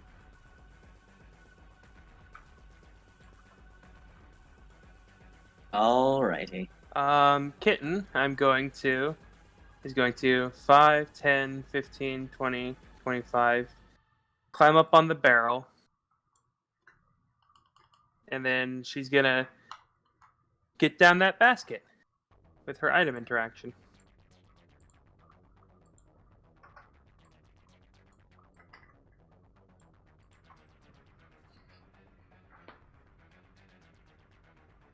Alrighty. So with that, you're going to try to get the basket out of it. It's 10 feet above you. I climb onto the barrel, and I reach up and grab the basket. Alright. The barrel is about 3 feet high, so... Alright. Yeah, you can certainly reach it with your height. How tall are you, actually? Kitten? I am 5'3". So that's 8 feet tall, and then like my arms, I can definitely reach up and grab it. Alrighty then, yeah. Easily enough. Yeah, easily enough. You get on one of the barrels and try to stretch out, and you grab the basket. And as you do grab the basket and remove it from the hook, you see the hook kind of fly upwards and hit the ceiling. Then you all start to hear this ping, ping, ping as a bell goes off. As you see like a bell hung up on the other side over there. Oh, these clever bastards. Well, they're dead now. Yeah, so- so Not like it matters. So the bell rings kind of like 3 times, like ring, ring, ring, and then kind of starts to get quieter and quieter until it disappears. Hidden. You look into the basket as you see inside are. Wait a moment.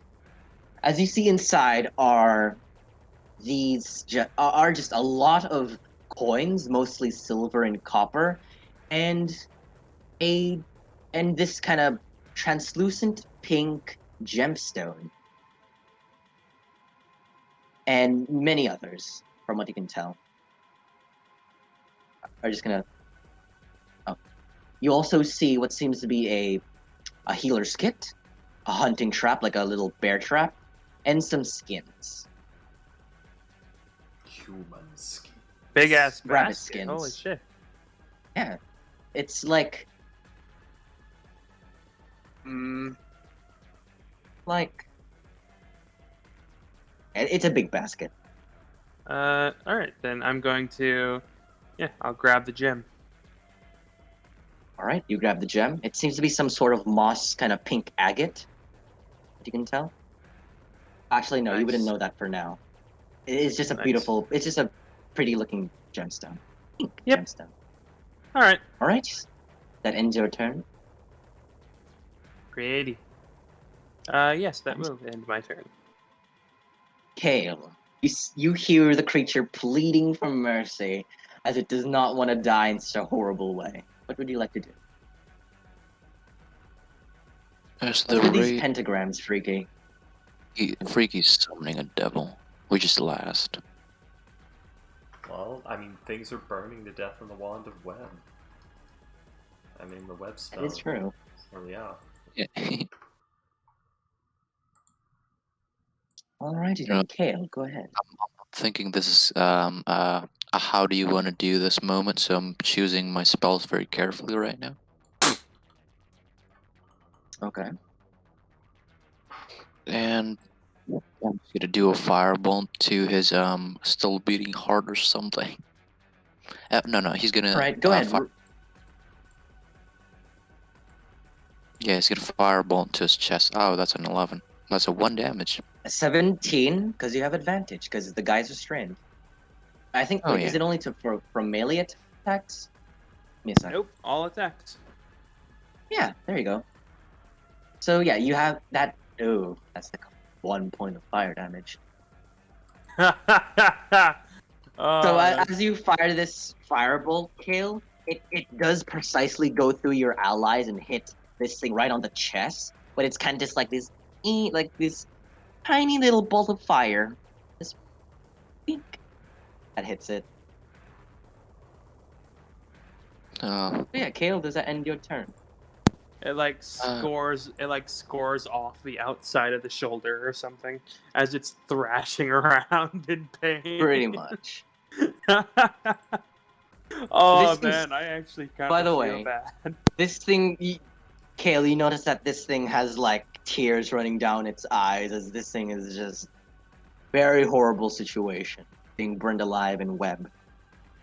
And then Kill's gonna say to Burra, he's pleading for mercy, execute him.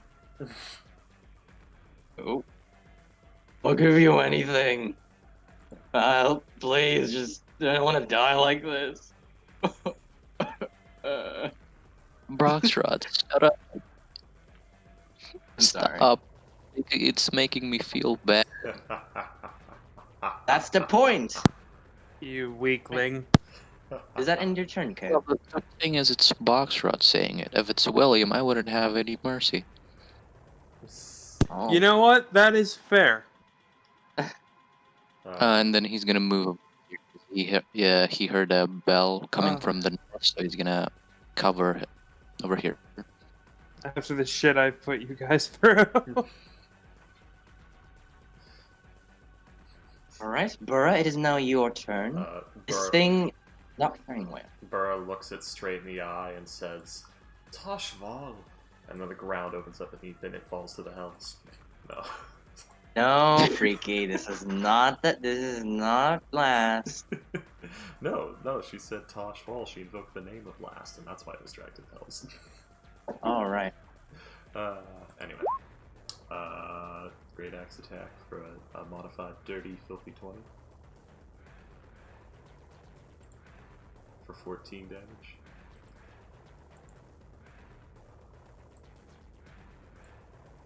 Box drops. He's dead. He's gone. He's muted. Yep, that is Burra. Tell me how you want to do this. Just gonna like slide the hands down to the very end of the axe handle, take 2 steps back, bring it all the way up executioner style, full momentum down. Alright, so yeah, you dig it in as you raise your axe up as A huge gash just spews out and sprays out blood everywhere as you're completely covered in verbic blood. Is this thing like, why? Ugh, dies in in a burning inferno. All right. With that, everyone, we are officially out of We're combat officially as murderers. both of the giants have been executed in a very horrible way, stuck in web, burning alive, and also killed by Burra. If only. And then Theodore- Kale's gonna But with scream that, out. everyone, unfortunately, this is where we are ending today's session, as I do have to go a wee bit early. You know, it's Sorry, y'all. It's 6 Yeah. a.m. But Kale's gonna scream out So, to Kitten to dispel the web so that it doesn't burn the carriage or cart.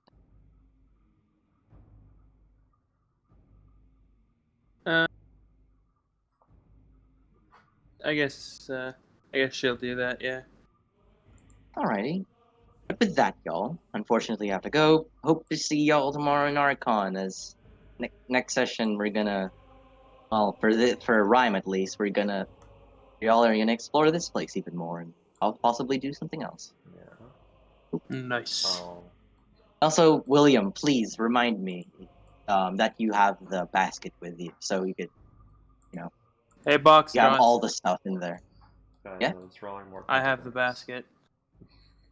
No, I don't mean now, William. I mean next week. All right? Jeez. Jeez, guys, I was drawing pentagrams everywhere. Well, not even pentagrams, because they weren't pentagrams, but Well- I was drawing. Well, just- we're keeping it there then. I was drawing infernal imagery everywhere. Jeez. Yeah, y'all. See y'all next week. No, not Yeah, next but we've week. we've just gotten used to that from you, Freaky. I know, it's just everywhere. It's always happening. It just flows out of me.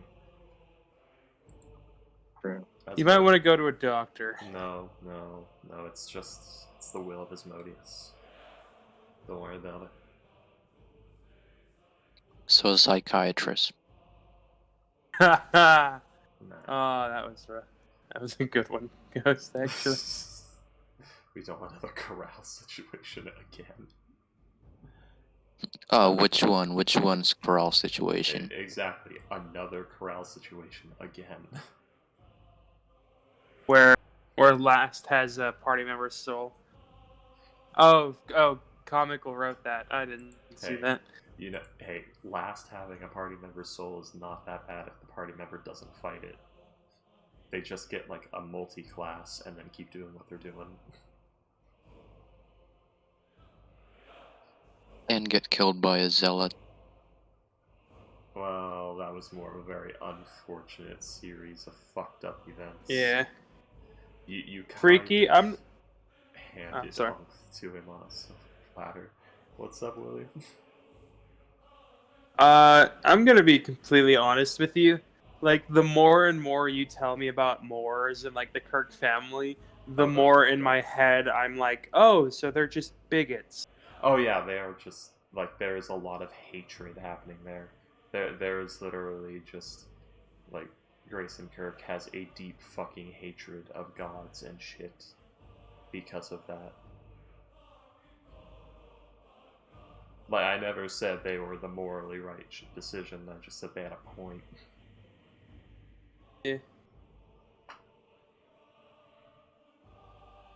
Yeah. Well, this was definitely an interesting session. Was it? We just kind of What ass? fought giants. How did? Well, I think Kinda. this is a new enemy from this for this module. I don't think it's new. I think it's just reintroduced from older editions in this module. But yeah, Ghost, he kind of got like two-prong attacked by warring forces there, because yeah, it was Moors paired with Last, and I didn't expect you to tell Moors, who has a low wisdom score, so she never would have caught you lying. You guys have a too high expectation on Crawl. It This is was- why I you don't play just- Crawl often. You just had to not tell her. I mean, to be fair, like with how the game seems determined to screw Ghost over, like he probably would have rolled a 1 on a deception check or something. Well, the thing is, all he had to do was not say anything. I don't even remember how Morse found out. Crawl He said, just started. Told her. He just started talking. He literally Crawl just said, told Oh. her. Oh, Crawl that's said much more than I thought. Crawl said the Unkth god was gone, and she asked how. All you had to do was say, "Oh, I forced it out of my head" or something. Other than that, just say it left. It got bored. It There's left not- I got There's- annoyed. There's not much to do in here. Oh wow. Like, literally, you could literally have said... Yeah, you could have said, like, it left because I wasn't using it. And Morse probably wouldn't have fucking questioned that, because it's like, oh, he got rid of it, good boy. He was listening, I'm proud of him. Good little star. But instead, he said the devil put it out of me. Yeah, then you said you had the devil in you, and the devil took it. And Morris said, oh, you're a danger to the entire material plane, now you have to die. Which, kind of to be fair, I don't think you want to say I have the devil in me to anyone. It's true. It's very true. I have a devil in me. Hey, last, how's it going? Oh, you know, it's a normal day. It's very spacious in here, don't you have any thoughts? You know, that's very that's a That was symbol. a- There's That was a sex joke, by the way. Oh, don't worry, I'm also up your ass. Oh man. the god and the devil was in the same room, and the devil won.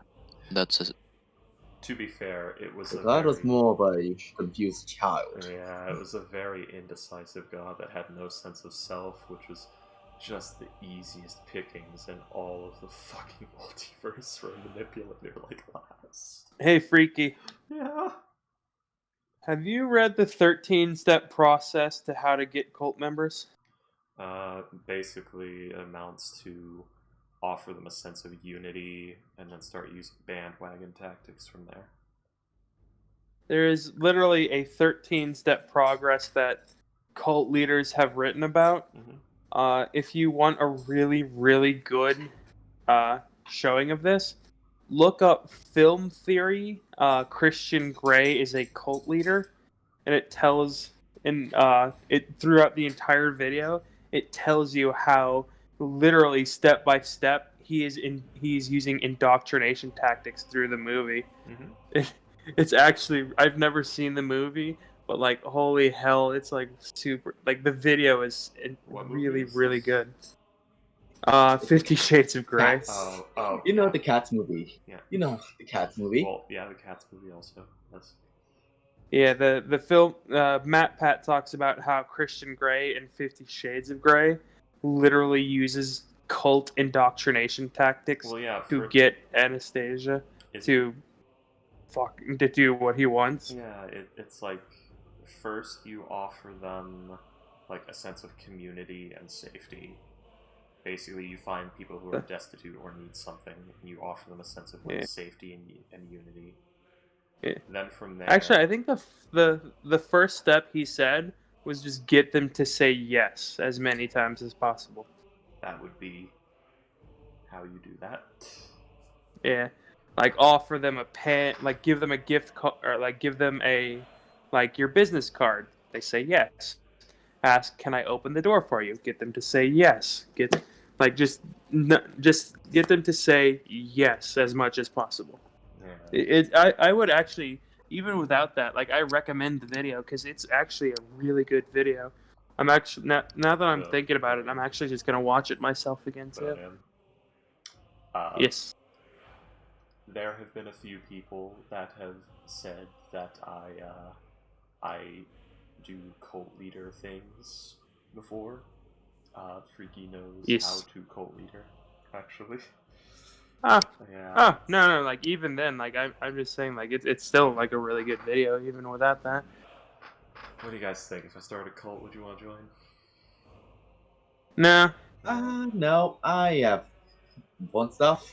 Oh, come I'm on. not ready to commit to that. It's not even like one of the super hard ones where you have to give up all your worldly possessions and you keep doing what you're doing. You just need to come into the meetings every so often. It'll be fun. We got Freaky, if I'm busy with Freaky. D&D stuff. I'm not ready to go to cult yet. We can play a D&D. Freaky, if I join a cult, it's gonna be Scientology Why? for the story. Ah, shit. Yeah, that is true. Fucking metal alien robots with hot dogs for fingers, whatever the fuck it was. It was aliens flew Cessna 337s into volcanoes, and there's exploding bodies release souls, which come out as thetans, which are just bad feelings. Oh. So the every neurodynes, negative the emotion, confidence.